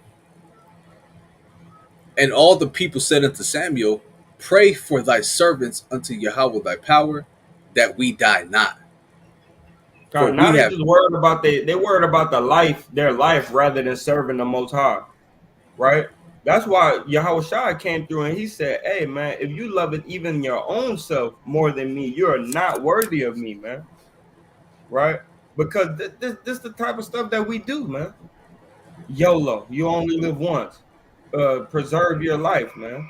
No, man, give your life for the Most High, man. Right. And real quick right here, man, they're asking Samuel to pray, man. You should be praying, man. Right? They're asking Samuel to pray for thy servants unto the Lord your God, that we die not. Right? For we have added unto all our sins this evil to ask us a king. They should be doing the praying, man. They should pray this. Yeah, they should ask Samuel, tell the Most High, because we know he's dealing with you. But we should also be praying for ourselves, right? That let us pray unto the Lord or something along those lines, man. Right? Verse 20. And Samuel said unto the people, fear not, ye have done all this wickedness, yet turn not aside from following Yahweh, but serve. Hey, that's a key point, man. Y'all did all this, but y'all still been serving the Lord. So he looking at y'all like you still want to serve the Lord, but you just want a king. So he not gonna beat you up that bad. You feel what I'm saying? So he telling them, fear not, man. Fear not, right? Go ahead. But serve Yahweh with all thy heart. Mm-hmm. He said, y'all already repented. You repent right now. The Lord's seeing all this, and he weighing all of it in the balance, right? And now that y'all repented and y'all asking Samuel to talk on y'all behalf, which Samuel is part of the anointed too. He was a mediator too. And he's saying, look, man, y'all already on one step ahead of the curve, man. Right? Let's keep reading because I don't want to jump the gun. Right? But serve Yahweh with all your heart, and turn ye not aside. Mm-hmm. For then should ye go after vain things, Mm-hmm. which cannot profit nor deliver, for they are vain. Keep going. For Yahweh will not forsake his people for his great name's sake, because it hath pleased the Lord to make you his people. Calm, man. So the Lord not gonna he not gonna say that the hell with that, man. Everybody that says something, go ahead and kill him. He not gonna do this time because in Numbers they didn't try to repent.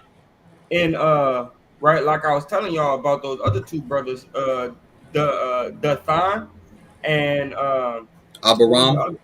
the other? Abiram, right? Uh-huh. Abiram, both of them, they didn't repent. They just said, I'm not going up there with a censer. Right? They didn't say, I'm sorry, please forgive me. Right? But these brothers and sisters, they did, man. And Samuel already knew that the Lord would have mercy on them. Right? Go ahead. Come on, real quick. And I'm gonna have to jump the gun a little bit. The Lord's still gonna give them that king, man. He's still gonna give them that king, but he wants them to serve them serve him and Yahweh Shai while they have a king. Mm-hmm. This is the end of the portion. I don't know if you wanted to just read the rest of these three. Can't read them. Verse 23. Right? Because it hath pleased the Lord to make you his people. Moreover, as for me, God forbid that I should sin against Yahweh in ceasing to pray for you. But I will teach you the good and the right way. Mm-hmm. Only fear Yahweh and serve him in truth with all your heart. For consider how great things he hath done for you. Mm-hmm.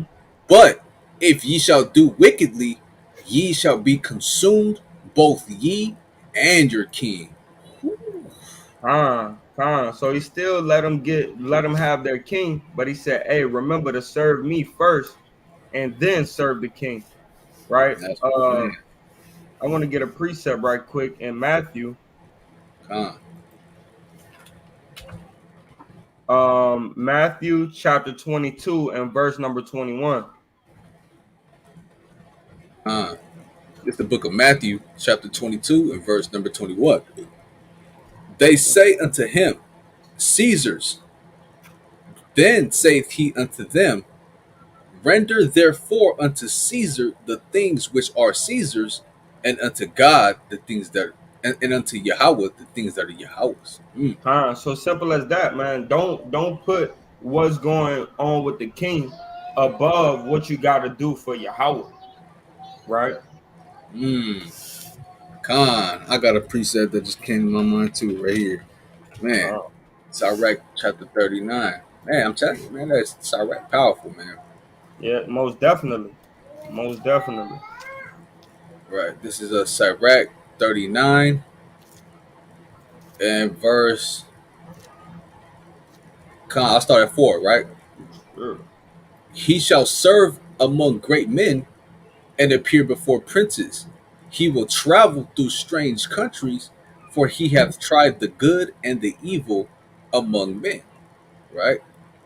He will give his heart, right? Give your mind to what? To resort early to the Lord that made him, and will pray before the Most High, and will open his mouth in prayer and make supplication for his sins.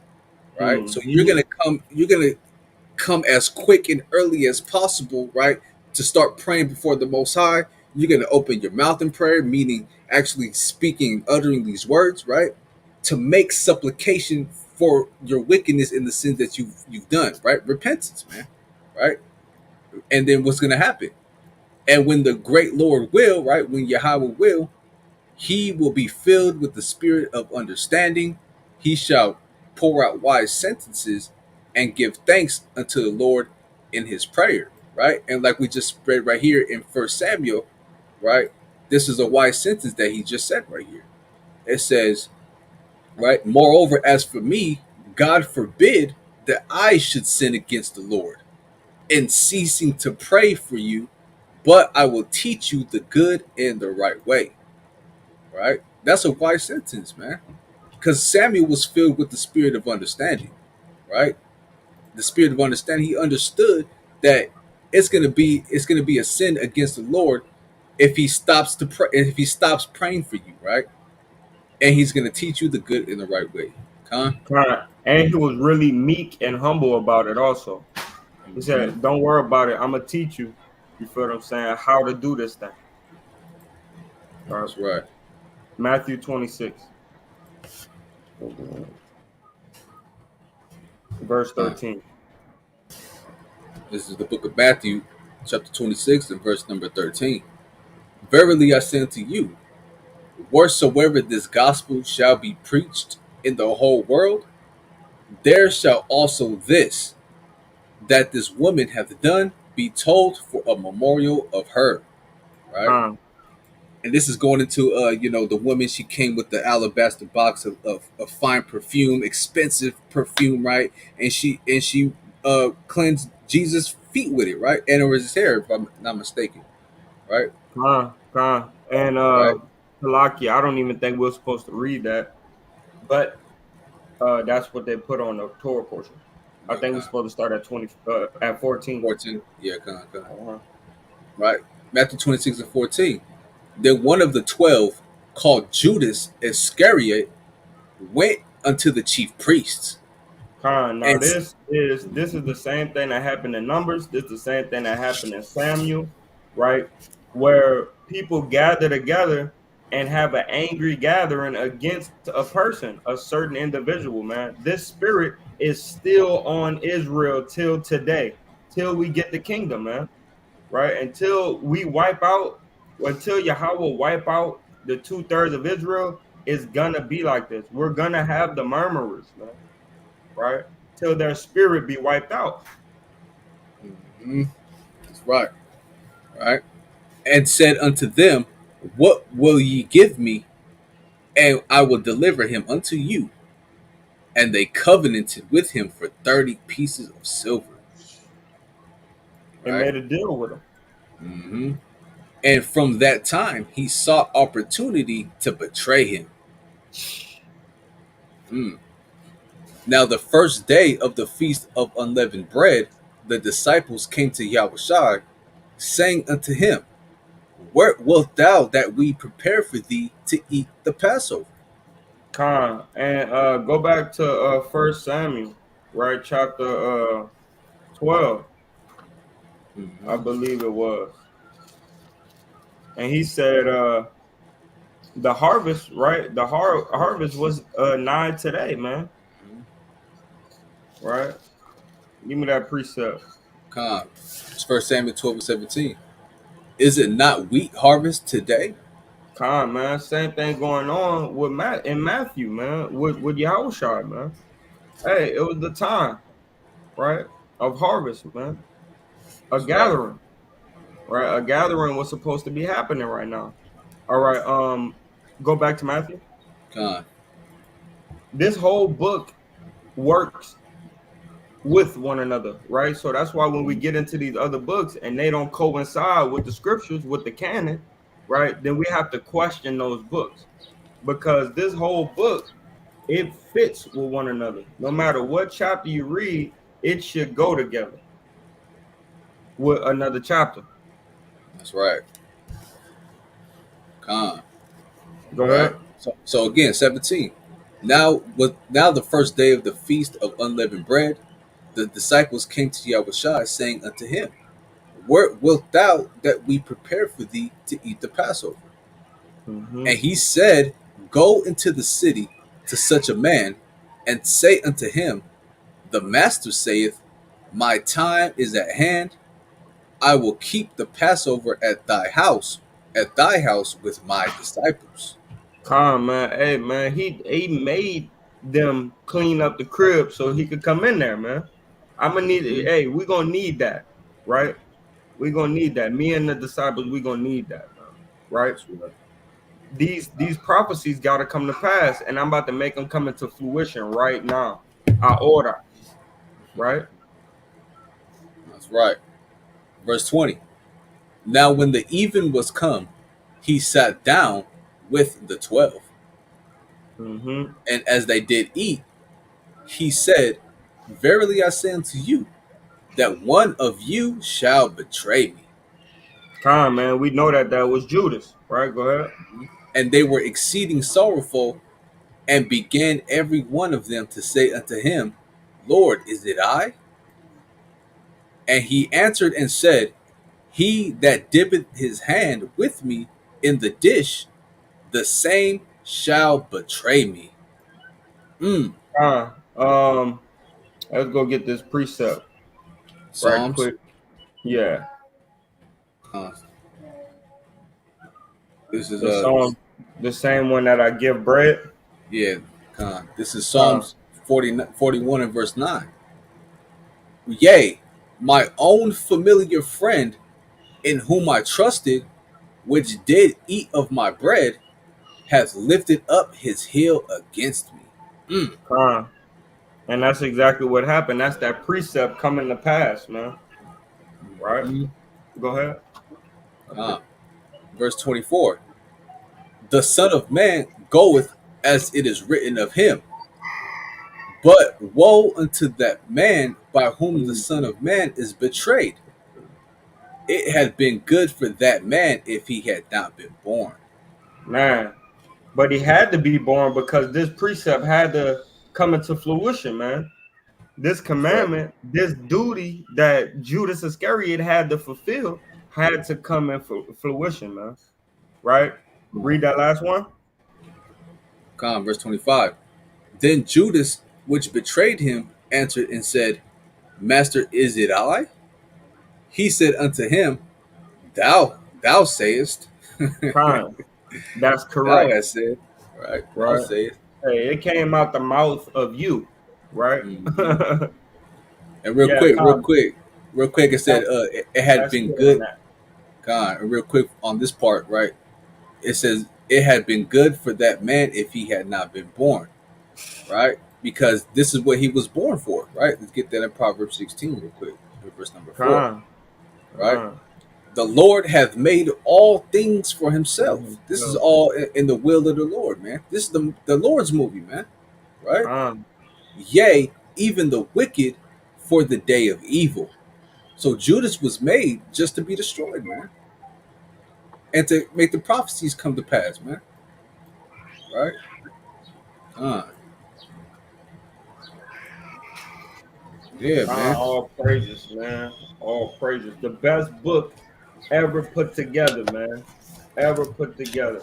Hmm. Man, Shabbat Shalom, family, man. Kwam Yashala. It's Kwame good to have Shalom. you brothers and sisters in here this whole time, right? Shalom. Shalom, shalom. Peace and blessings to you all, man. And we'll see y'all back next Shabbat services, man. All right. Call law, y'all by Simi Osai, Brakatah, and Barakatah. Shalom. Kwame Shalom.